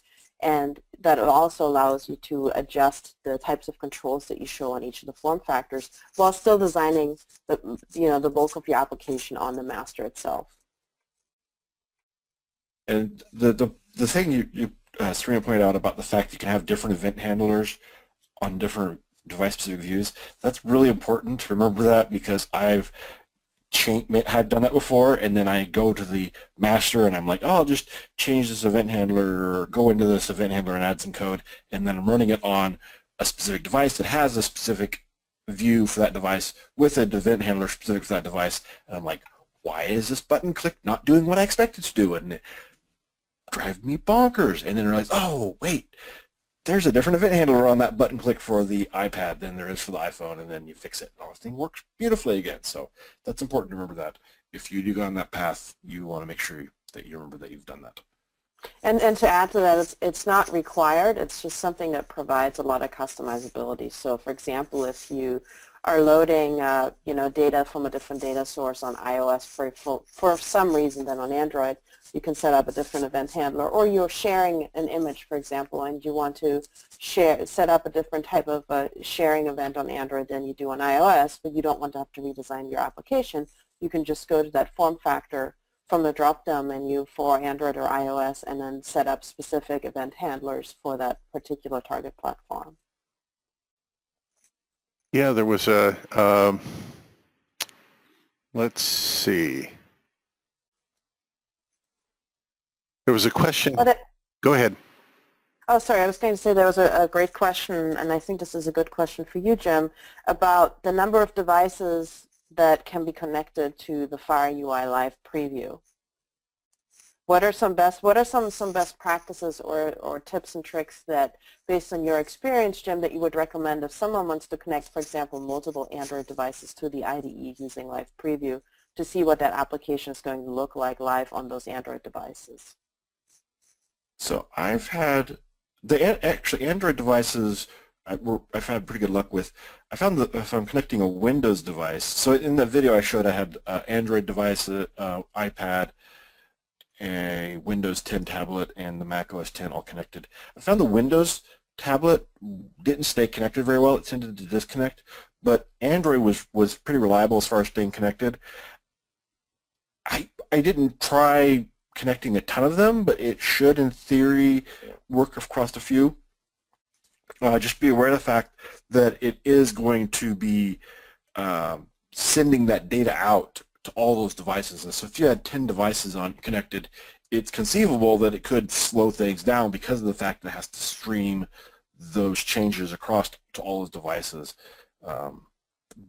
But yeah, I was doing 4 devices and it was being able to, if you have 4 different devices connected, and it was updating and working fine for the most part there. So the cool thing is you have the source code for it, and if you encounter ways, maybe you think of ways that you can optimize it to support more devices, you could totally do that. Maybe have a pause button so you could turn off the ones that you don't want updating right now and then turn them back on again later or something. I don't know. Lots of possibilities. But yeah, you should be able to connect a few devices and be able to preview it across multiple devices easily. Okay, I think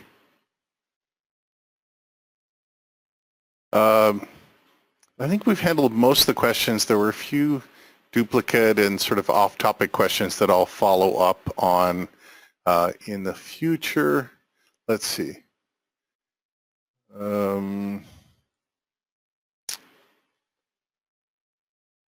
Yeah, I think that's most of it. Any last comments, Sarina?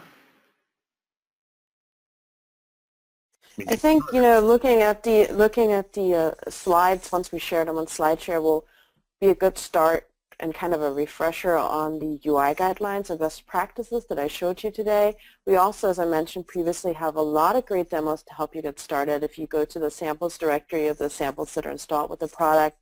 And then I know that all of us on this webinar have done a variety of great blog posts with tips and tricks, frequently asked questions on FireUI, setup guidelines and steps for configuring your machines, etc. And we have many great videos also on YouTube. If you go to our Embarcadero TechNet YouTube channel, you can search for FireUI, you can search for best practices, mobile application development, etc. And you'll come across a lot of different great past webinars that we've done on the subject as well to help you get started building your applications.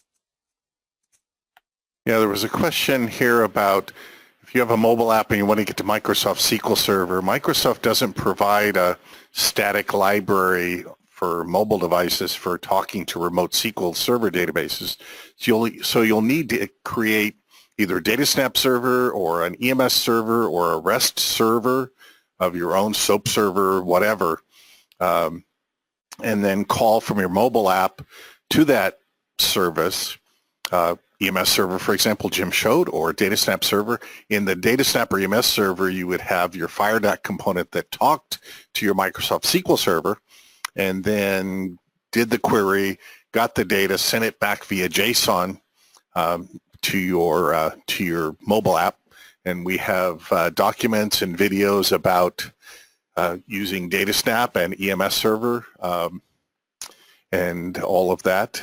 So the other thing is come to our webinar on June 16th. We're doing a deeper dive into the source code of using RAD server. We also have the replay from last month of the RAD server launch. I put the link in the Q&A log. So Lots of information about that. For DataSnap, Pavel Glavatsky has his DataSnap Labs, his Delphi Labs DataSnap. I think it's 11 tutorials about all the different aspects of doing DataSnap multi-tier development. So all of that is there.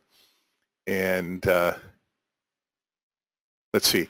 There was a question about, is there a way to set metrics, margins, paddings, and whatever automatically depending on screen size? You could, when your mobile application starts, you could see what the size of your device is, your form factor, and you could then, a FireMonkey form has a components array, and you could iterate through the components array looking for all the visual controls and get to the margins and other settings of your user interface components across the project to set them accordingly.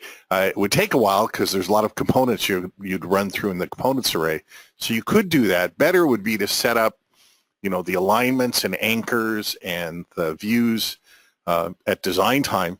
But if you want to, for example, create a form on the fly in code, people do that. They create forms in code, set the property, set the parent of the form or the control, and so on. So you could do it many different ways, including that there isn't a sort of magic method to call to say pass the form factor size and it goes through and does that for you. That might be a fun sort of reusable library or component that someone might build. But there is the component array on a FireMonkey form so that you could iterate through all the components and do the changes that you want to do to margins and widths and heights and so on. But otherwise, that's what doing the master view and the custom views for the different form factors are. And you can create your own custom form factors as well. We have documentation about that.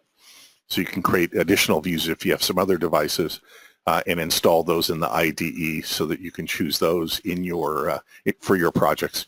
And the way that all the master view and custom views work is it uses the form inheritance under the covers. You'll see the default form file, and then you'll see statements, uses statements, or not uses, $R statements for each of the additional form factors that you choose, the views, the custom views.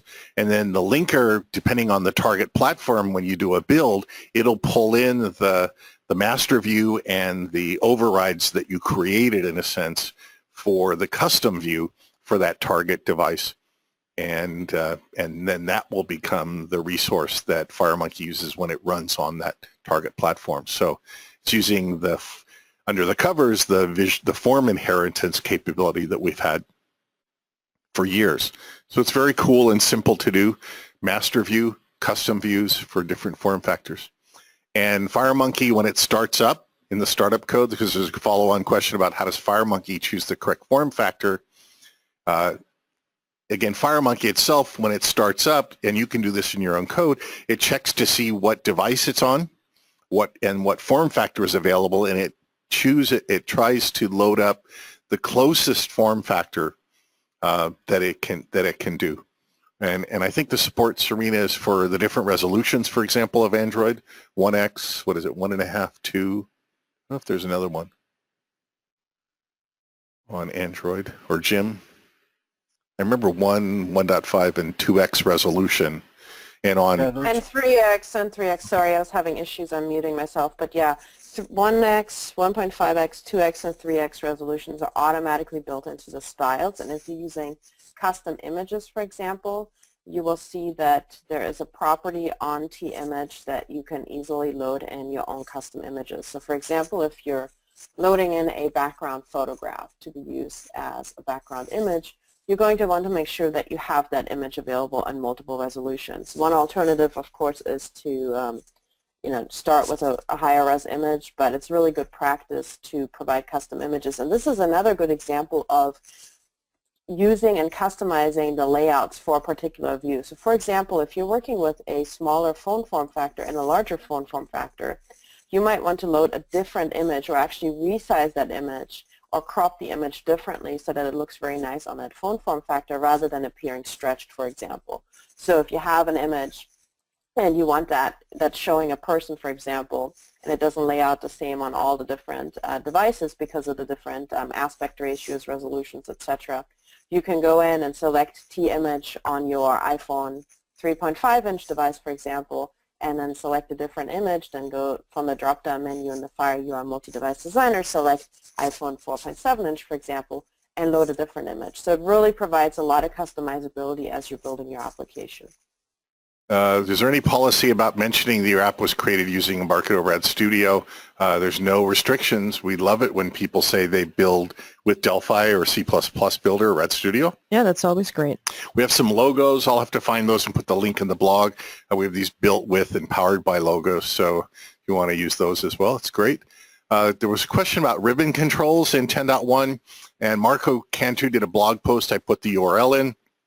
We don't have the ribbon controls. Microsoft has changed their ribbon control policy, so we don't ship the ribbon controls anymore.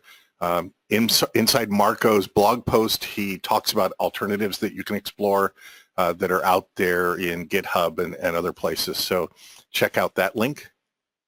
Do you have to pay any fees to do for building and deploying a mobile app? No. If you have Rad Studio Professional and above, or if you have Delphi and C++ Builder Enterprise and above, or if you have Delphi or C++ Builder Pro, you can buy the mobile add-on pack, and that gives you the license to build mobile apps and deploy them and sell them and all of that. There were questions about banner ads. We have a T add banner component. We also have, and there was a question about in-app purchase. We have a T in-app purchase component. And somebody was asking about full screen ads and video ads. And we have a tech partner, AirServe, AERSERV. I'll put their link, let's see, in the chat window, but you can just search Google for AirServe, AERSERV. They have a set of components that you can use with Rad Studio and Delphi and C++ Builder. So I'll put their URL in the chat window. Again, it's aerserv.com. Okay. Here was a question, Sarina. I sort of answered a little bit. It was a question about why use T-List View instead of T-Tree View on mobile apps. And I mentioned that T-Tree View has a specific kind of data structure with parent and child, or nodes and subnodes and subnodes. List View can have multiple, and Listbox can have multiple items in them, but you would have to do, so what would you advise people on UI user experience on List View, Listbox versus Tree View? T-Tree View is really a desktop control. It's really not designed for mobile applications. T-List View is very optimized for mobile applications, and you'll see that in things like scrolling performance. It's a very fast scrolling control. We also support native platform rendering for T-List View on iOS specifically. So on iOS, you can also render T-List View using the underlying operating system. So in general, if you're looking to add a list, the standard type of a list would be to add a T-List View. Using the new List View item designer, you could also lay out a grid-like pattern if you wanted to have something that was similar to a grid with columns, for example. You could add a header and then basically place header labels at the top. For example, first name, last name, department, ID number for an employee. And then you could have a list view layout that displayed them side by side. So you would be able to basically represent or create a column-like, grid-like layout, still using and leveraging all the great functionality that T-List View provides. And in 10.1 Berlin, we added the List View item designer that makes it really easy for you to customize your own list view rows. And so basically you're able to right click on T-List View to bring up a design mode, and this design mode allows you to add your own custom objects. So for example, you can add multiple images, multiple text labels, etc., and you can fully customize them the way they look. You can adjust the font, you can adjust the images, you can data bind them programmatically, you can data bind them using the Live Bindings designer, and then the layout that you've defined is repeated throughout your list, your entire list view. Now, for example, if you're looking to create a settings list, like I showed in one of the screenshots earlier on during my slide deck, and you're looking to add a settings screen, then using T-Listbox is a really good choice because it has various style options built right in so that you can create a list a settings list that matches the UI guidelines across iOS and Android. And we have a really great demo that shows you how to do that. It's in the mobile multi-device samples user interface folder called Settings Project, I believe. And you can have a look at that for both C++ and Object Pascal. I think a couple other things for me on list view. There's the pull to refresh Great, yes. option, and there's the inertia, right? So as Yes. you use your finger to zip through a list view of items, it moves at that speed and slows down. Correct. It has the physics capability built in, and then also it has, as you mentioned, pull to refresh. It also has automatic indexing and searching built in, so it's really a great and very versatile control. One other thing I've learned is if you're compositing several components into a list view item, use the begin update, end update methods. Yes. Mm-hmm.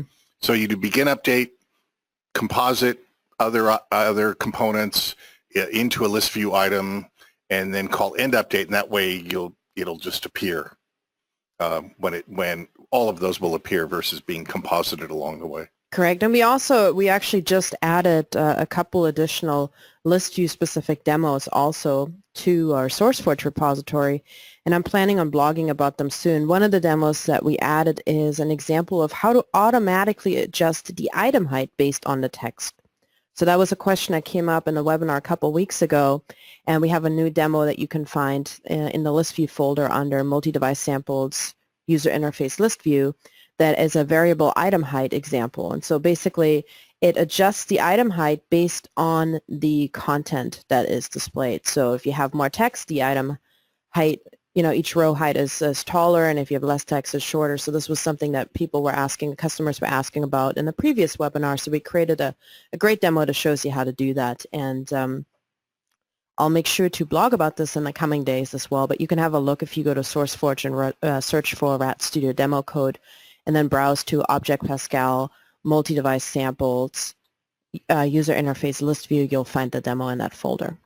Then there was a question about background processing on mobile, and for Delphi we support Android services, and we have Sample, and Jim McKeeth did a blog post and video about doing services on Android. On iOS we added a background modes setting in the version info, so you do in the project options version info, and there's a setting there if you want on iOS. When you select the iOS target of the project options, you'll see it's UI background mode, I think it's called, or modes plural. So check those out for Android and for iOS. So there were a few, let's see. There was a question about, I think there was a back and forth about the best practices for writing a mobile app on Android, and for that matter on iOS, where you have a task-driven or a sequence of user interface activities through your applications. Do you have advice for people how to make sure you don't, what is it here? How many UI rules am I breaking or not? Well, in general, it's good to adhere to standard paradigms that customers have become accustomed to, because you also reduce the chance of confusion when somebody is using your application.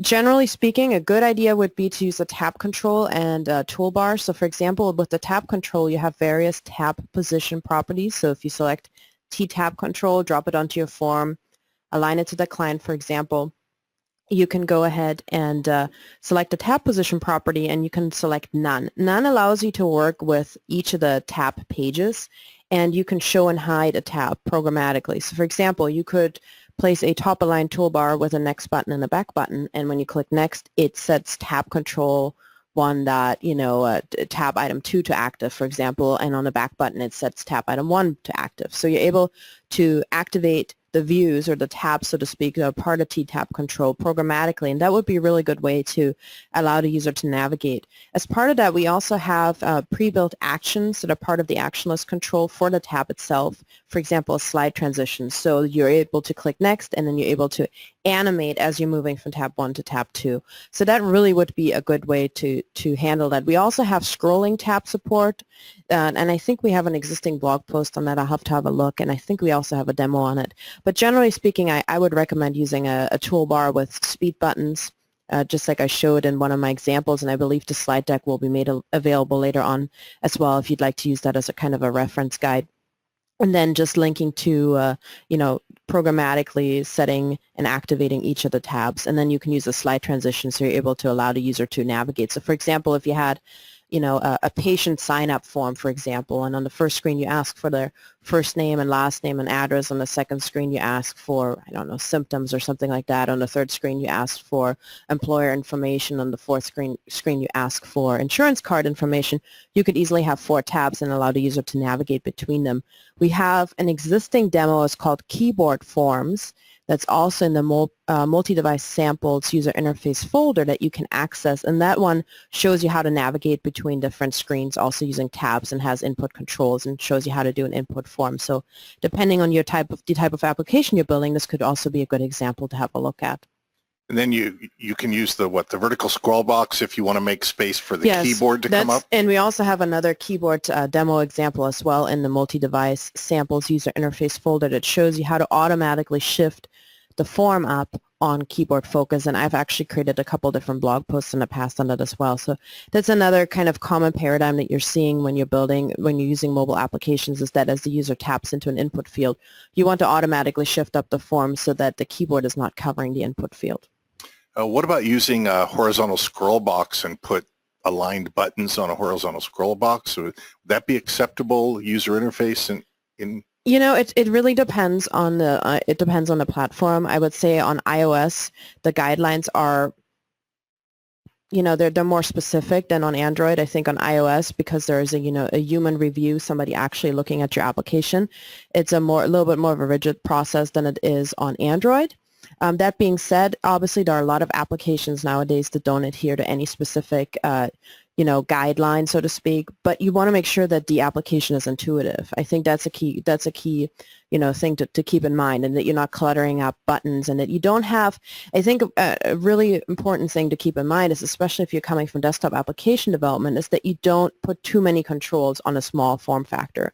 So maybe if you have a lot of buttons on a toolbar, maybe kind of rethink the process. So instead of having the user slide through those buttons, using a tab control and just having a next and back button on the toolbar and the title, and then allowing the user to navigate through tabs, basically by using invisible tabs. Ultimately, it's of course up to you to decide how you want to build your application, but I think adhering to some of those standards will ensure that your customers have a good experience using the application. And you covered this, but on tab controls or tabs on iOS, it's what, 4 and a more button? Yes. So that's another thing, especially on a phone form factor.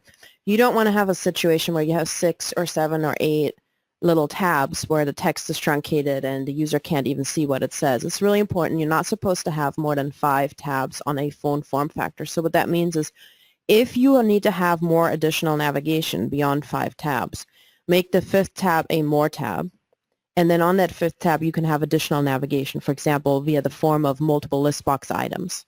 And then each list box item would represent an additional functionality that you want to give the user access to. Alternatively, of course, in addition to using tabs, you could also use the T multi-view control for allowing the user to slide in and out, additional account settings, for example, depending on what other content and functionality you wanted to give the user access to. So that's really up to you, but we've created a lot of good examples that are available with the product and that we've blogged about. If you look on the community.embarcadero.com, you can also search for frequently asked questions around FireUI. A while back I created a good post on that kind of gave you the tips and tricks around building multi-device applications, what to keep in mind, how to properly or best adjust each form factor depending on the target device and platform. So there's a lot of great content that we've created, and also on YouTube as well if you go to our YouTube channel, to help you get started. I love T multi-view.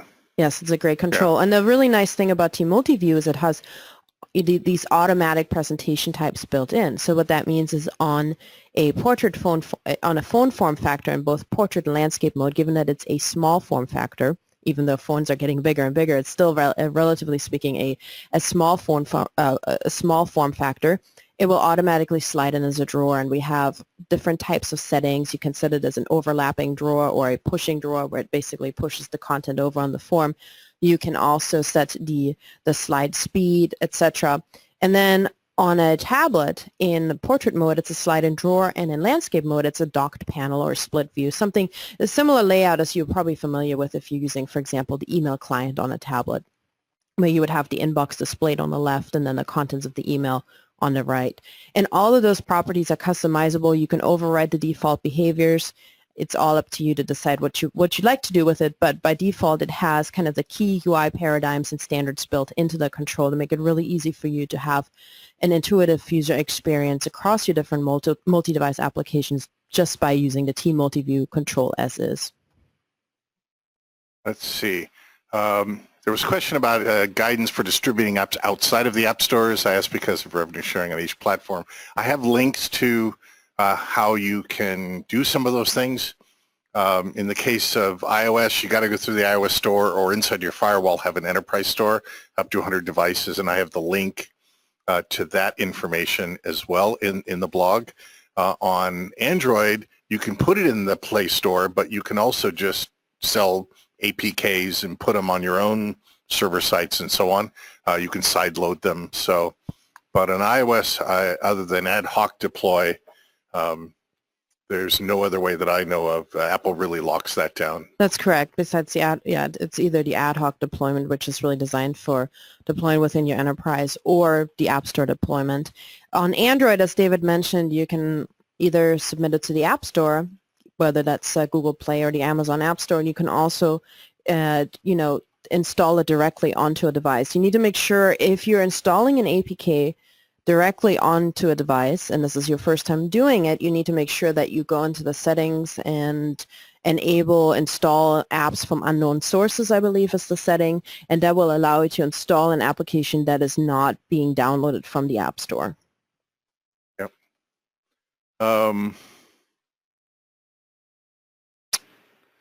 Let's see. A question about translating strings that you use inside of your apps. There's some third-party libraries whose names will probably escape me currently that allow you to provide translation string sets and interfaces that you could load dynamically. You can do that yourself as well on Form Create. For example, go to an INI file or some other data file and populate strings into memory, and then pull from that memory for your show message dialogues and so on. But I'll get some of those translation links. There's at least 2 technology partners that have those. I'll put those in the blog post for you. Let's see. And then as far as the replay, the link will be in the blog post for the webinar once I get the replay after the 3 webinars finish, and I do a little cleanup of things here and there. Let's see. Oh, is there a way to deploy development apps on personal device without going through the App Store? Yeah, just connect a USB cable to your Android device or your iOS device and to your Macintosh, and do a release development build, and it's over on your device. If you're inside of a small company, as long as you use the right, each of those devices is provisioned properly in your Xcode, then you could have a new build of an app and have everybody come by your cube, desk, office, whatever, plug them in, do a deploy, do a run or deploy to the device, and you can do it that way. Have your friends come over for a deployment party, whatever it might be. And all the deploy and store links are in the blog post under the section about iOS and Android getting started development. So they're all on the blog post, and we'll keep adding blogs to the blog post as well. Just a USB cable. You can also do a deploy over the network on Android if you want. But let's see. If you have Delphi Berlin Pro, you need to buy the mobile add-on pack. Correct. Yep. And that's why you only see Win32, Win64, I guess, in your feature installer if you have the Pro version. Using the FireUI multi-device preview, why can't you create a live preview using Galaxy S2 and S4? You should be able to, Peter. You should be Jim, able to, and Jim McKeeth in the past created some really good blog posts, and I think even videos that showed you the steps of creating your own custom device view that you can install into the IDE. I mean, Jim has an S3. I have a Galaxy S4. So you send Jim an email. The emails are on the screen, or send me an email. I've got an S4. Jim's got an S3. I'm not sure about an S2. If there's a problem, it could be that you don't have the right Android SDKs installed, API versions installed. So let's see. Let me find a few other ones. So speed buttons versus regular buttons. Speed buttons are really designed to be used on toolbar controls. So while you could use a T button and it has similar style lookup properties, speed buttons are really designed to be used for toolbar controls. So if you have a toolbar with a parented button, it's recommended that you use a T speed button over T button. Would Apple kick you out if you put regular buttons on a toolbar? No, it's no, Okay. because they won't know either way what type of button it is as long Sure. as you use the proper styling.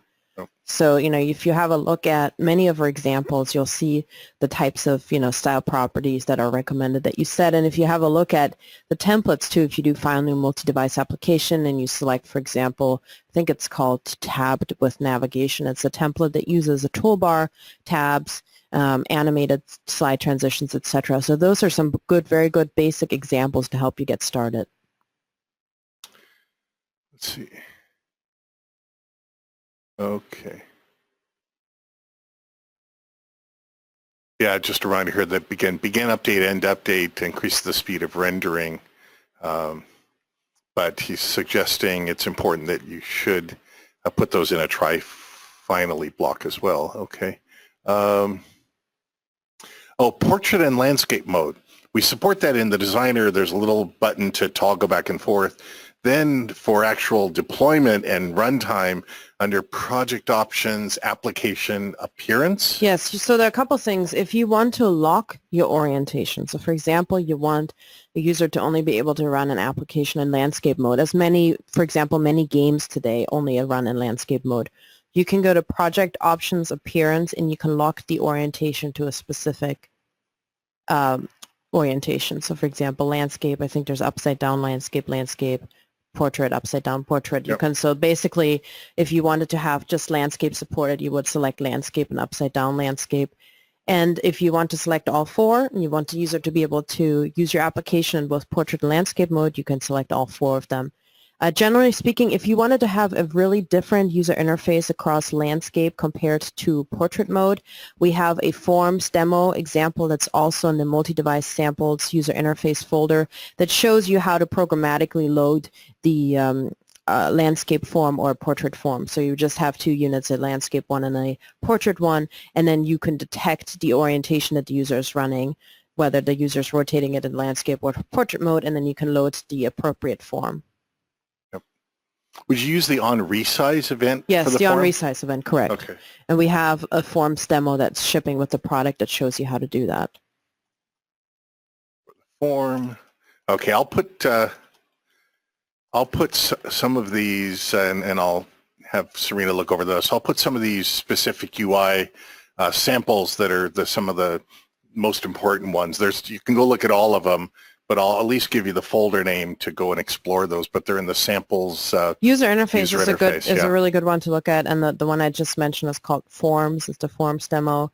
We also have keyboard types demo that I mentioned previously, the multi-view demo.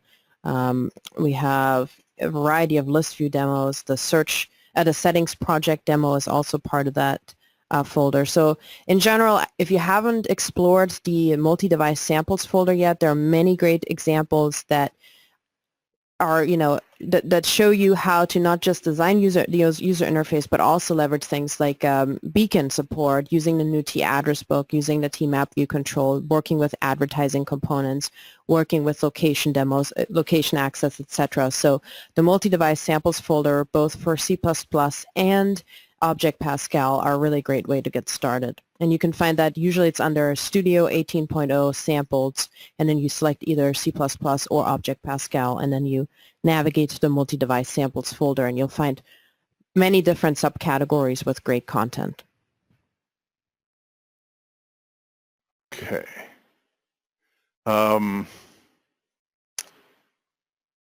It's a way to build an interface dynamically inside a thread without affecting the main thread for performance. You can do all sorts of things in code. Some people create their forms dynamically in code and then show the form when it's time to show the form. You could put that in, you could be creating all those objects. You could populate list views and list boxes and all sorts of things. Just don't show the form yet. I visited companies that have form descriptor files, and they have thousands of forms, so they don't want to create all those forms physically by humans. They have descriptors, and then they create them on the fly as needed, for example. So then you have a smaller app, and there's not some of that load time to sort of auto create all the forms. So you have all of those possibilities. Everything you see us do in the object inspector, you can also do in code. Okay.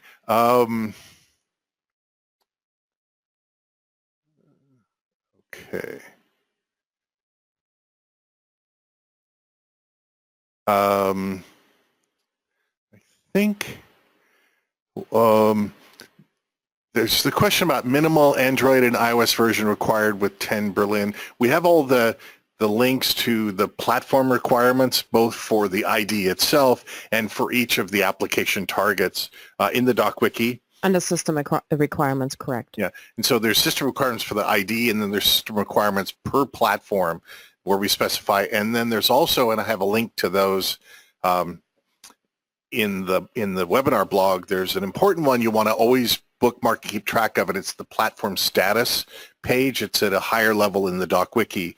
And what we do there is every time we release a new version of the product, or one of our platform partners releases an updated version of their operating system, Windows, OS 10, iOS, and Android, we put notes with workarounds and or information notes about what is supported, what's not supported for each of those platforms. I use that page, the platform status page, as whether it's safe to go into the water or not, as I call it. Because people kept asking us, hey, there's this 9.1.2 that just came out from Apple for iOS. Is it safe to use? Or Xcode 6.7.25004. And I'd say, well, just wait and we'll blog about it. But now we have a standard page you can bookmark called the platform status page that gives you all the information about what we currently support. And we're keeping that updated as new releases of different of our products and these platforms. Because, yeah, it's a challenge sometimes to know when all these different pieces and parts are moving, including API changes and so on.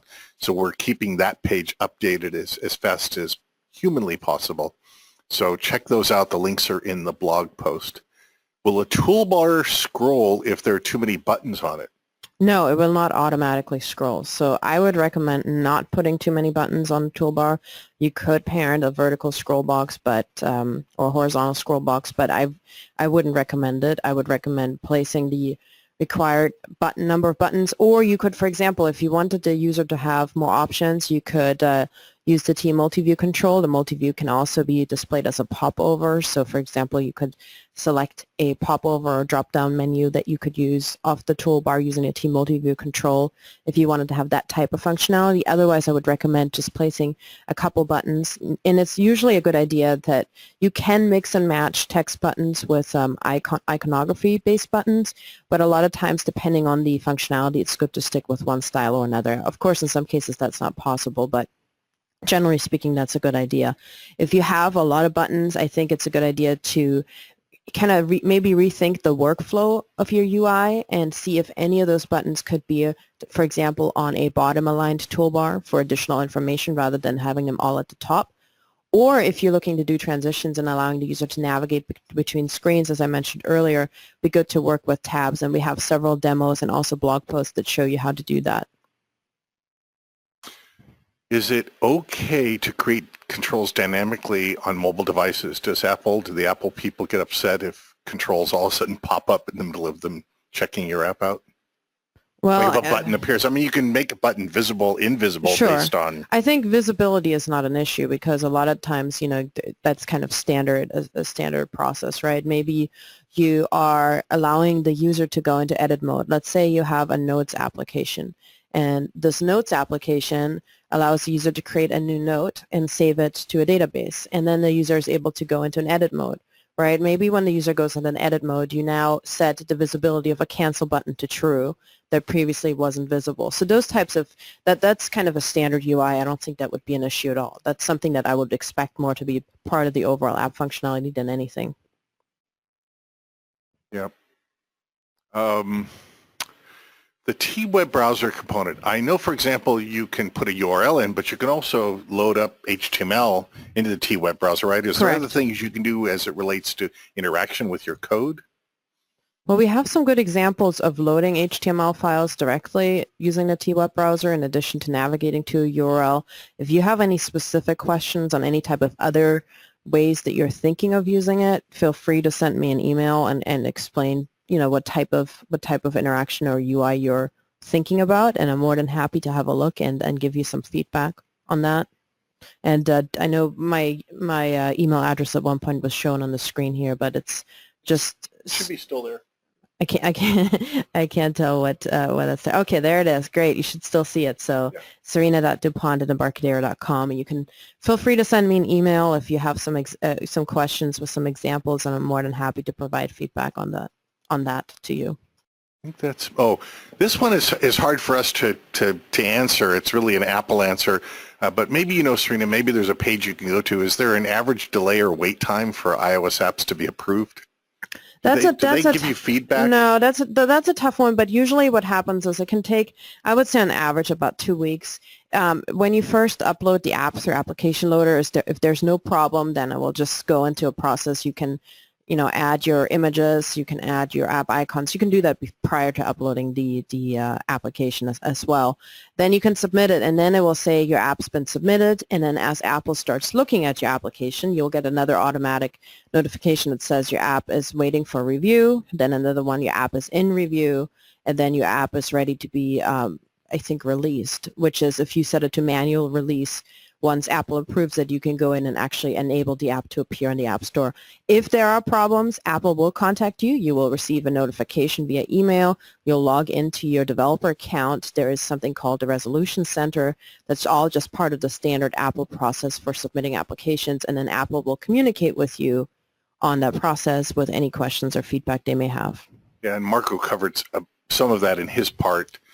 You can email Marco and Sarina if you need more. I know there's been also times where the wait time was longer. For example, if a new major iOS release comes out, Sure. And everybody's submitting their updates, they may get a bigger backlog. Or every once in a while, they've mentioned that there's a holiday around the holidays time where the reviewers have the days off, so it might take a few extra days, and Sure. it might be a backlog. I think in general, 2 weeks. 2 weeks is a good time frame.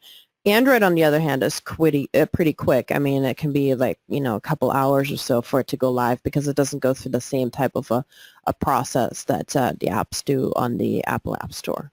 Again, about virtual keyboard pop-up, it's handling virtual keyboards. There is a platform service interface you can query to see if there's a virtual keyboard. I did a blog post and sample a year or so ago on, for example, a Windows touchscreen system where you can test to see if there's a virtual keyboard and then have the virtual keyboard appear or not, or whether you have a physical keyboard. That you use the FireMonkey platform services interface. There's all sorts of different services. Is there a mouse service, a dialogue service, a window service? You might be on a device in the future sometime where there's no screen. Maybe there's a green light that blinks or a red light that blinks.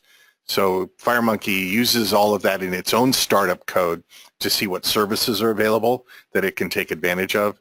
And the doc wiki, if you search for the platform services interface, will give you all sorts of information about how you can do that in your own code as well. And then we also have the keyboard types demo, and the keyboard types demo is another example that shows you how to work with a virtual keyboard and also the different types of keyboard options that are available to you. So, for example, if you have a web page, field on a form, you can pop up a different keyboard on mobile devices than you would, for example, if you just want the user to enter the first name. So there are multiple different options for the keyboards that you can select from. For example, keyboard type URL, alphabet, email address, name, phone pad, number pad, etc. So those are different options that you can select from with the keyboards. And then we also have another demo here called Keyboard Toolbar, and that demo shows you how to use custom buttons as well. So for example, on iOS, some applications, as part of invoking the keyboard, have custom buttons kind of at the top of the keyboard. You'll see a toolbar that comes across with custom buttons such as next, previous, etc., sometimes used in conjunction with an input form, actually placing those buttons on top of the keyboard. And we have a keyboard toolbar example that shows you how to do that as well. There's a question about when you're doing a multi-tier application, what happens if you lose connection to the middle tier, the back end, whatever it might be? Can you cache the data? And there are many ways to cache data. You could do your own file saving of whatever data that you've been processing in your client application. And then when you lose connection, save it just in case, or leave it in memory, and then connections sometimes for mobile can go up and down. If you use components like the TFDMem table, there's a method to just save to a file and load from file. You can save it to a binary format and save it to, I think, JSON or XML or whatever. But then when you come back up, you can then call apply updates. FireDeck has a caching option. You can turn on the cache option there. And again, if it's off, then it'll try to send updates as they're happening, or it'll cache them in memory. And then again, you can call the apply updates to do that. We also have apply updates in the providers for EMS, database connection, and also through DataSnap, so you can call apply updates when you're connected again. So it's that we use that kind of briefcase model for storing, but you can also take control of it yourself. Okay. The question about, can you create UI elements programmatically, or does everything have to be done in the designer? You can use the designer and hook event handlers and change values and do all of that. But everything you can do in the object inspector and designer, you can also just do in code. You can create an instance of a form. You can create instances of components and parent them to the form. You could end up with an application that has no forms at all. And when it starts up, your code could create a form and create the components and create the list view and populate it and all of those things. So everything you see us do in the designer, you can also do just in code, or a combination of the two. Sarina, I think there was a question, or you posted a note about the list view, the variable height items. Yes, there was a question that came up in a prior webinar, and we have since created a new demo that you can find in our SourceForge repository that is an example of how to automatically adjust the item height of the list views to fit its content. So for example, if you're hooking it up to a data source and you have variable content, you can automatically adjust the item height to fit the text based on the data that you're using. So we have a great new example that's uploaded and posted to our SourceForge repository under the multi-device samples user interface list view directory. Okay, and that URL is in the Q&A log, so people can grab it from there and go out. There's also, I think, in the DocWiki, there's links to the SourceForge repository where all the demos are, as well as there are other repositories for previous versions. I think, Sarina, over time, we've started pruning out some of the demos. But if you That's correct. find older ones, find those branches, right? Correct, yes. You can access the older ones as well. So if you remember something from XE4 or 2010 or whatever, there's branches on the SourceForge demo repository, so you can go and grab some of those as well. There was a question about what about deployment other than to the app stores, and I put links in the blog for this webinar that point to deployment options and store options. On Android, you could create an APK and just give it to people. You can sideload it, install it, grab it from a server or whatever. You don't have to go through a store. On iOS, you can do ad hoc deployment. You can also have devices connected to your development computer. You could go through USB and load the applications onto each device as it comes by your desk or office, and you plug it in. Apple, though, requires a store for deployment. They have this thing called an enterprise store where you can provision up to 100 devices a year and then use ad hoc deploy to connect those to those devices. Ad hoc also helps you if you're doing things like beta test where you're not ready to put the application into a store, put it through the authorization process and the the approval process. So Apple's a little more restrictive, but there's a few ways, including the enterprise store inside your firewall. And there's a link. I put a link in the blog for the webinar to that information as well. I also put, for Sarina's part, I put links to a few of the DocWiki entries. I also put links to the Apple and Google UI guidelines for iOS, OS X, and for Android. I think, Sarina, in your experience, Apple is more, should I use the term picky or careful about what they accept and how the apps work versus Google Play Store? Yes, that's very true, because with Apple there's an actual human review process of somebody looking at your application. So once you upload and submit the application, you'll get an email notification once the app is waiting to be reviewed, once it's in reviewed, and then if the app is rejected or accepted, you'll be notified. And if it's rejected, you'll get a notification from Apple. You'll log into your developer account, into iTunes Connect, and you'll be able to see the message that Apple has sent you, and then you can address any issues that they raise, and then you're able to resubmit an updated version of your application for consideration to be accepted into the App Store. Yep. Then there was questions about devices that may or may not have Bluetooth Classic or Bluetooth Low Energy. In my experience, all the smartphones and tablets that I know of that are, at least in the last few years, have support on the Android side or for Bluetooth Classic and Bluetooth LE. In the case of iPhone, there's Bluetooth LE support, but if you want to use Bluetooth Classic on iPhone, you have to contact Apple and get a license from them. So if you look at our platform support as it relates to Bluetooth, you'll see checkboxes on different platforms like Windows 8.x and later 8.0, 8.1, and Windows 10 has support for Bluetooth LE, but not earlier versions specifically of Windows. But even earlier versions of Windows had Bluetooth Classic support built in. How you test to see if a device has Bluetooth LE, there's probably an API call on each of the platforms to see if there's a Bluetooth LE support. I don't think there's anything special that we do. There may be a Bluetooth service interface. I'll have to take a look at and see if there's something where you could query through the platform services interface for Bluetooth and Bluetooth LE. App tethering, for example, that we provide has an option for using Bluetooth Classic or network to do connections for app tethering.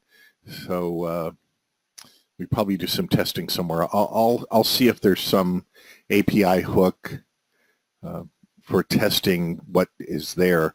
I know my Macintosh has Bluetooth LE support, but it's only more recent MacBook Pros that have that. I think most of the Windows tablets that are in the recent last couple of years have Bluetooth LE support built in, even if your desktop computer doesn't. For one of my older desktop Windows devices, I upgraded to 8.1, and I bought a little USB dongle that has a Broadcom Bluetooth LE chip in it, and I just plugged that in a USB port, and all of a sudden I have Bluetooth LE support. The only distinction that I remember from Windows 8.x and Windows 10 as it relates to Bluetooth LE is that you need to use the operating system under devices, Bluetooth. You have to pair between the computer and the LE device and then unpair it again. on all the other platforms that support Bluetooth LE that we support, you don't need to pair. You can just connect and then disconnect between the smartphone, the tablet, the MacBook Pro, and the Bluetooth LE device. So there's that subtle difference on the Windows side. If you don't like that, you can contact Microsoft, tell them what you think. So a question about using JSON with client dataset or FDMM table. Right now we have JSON libraries. JSON is used between, if you have a DataSnap REST module, then JSON is sent back and forth. EMS uses JSON explicitly back and forth. And we have a whole JSON library, as well as BSON support, BISON, for working with MongoDB data types and so on. So check out the JSON library support that we have, Keith, and you'll see it, what you can do there.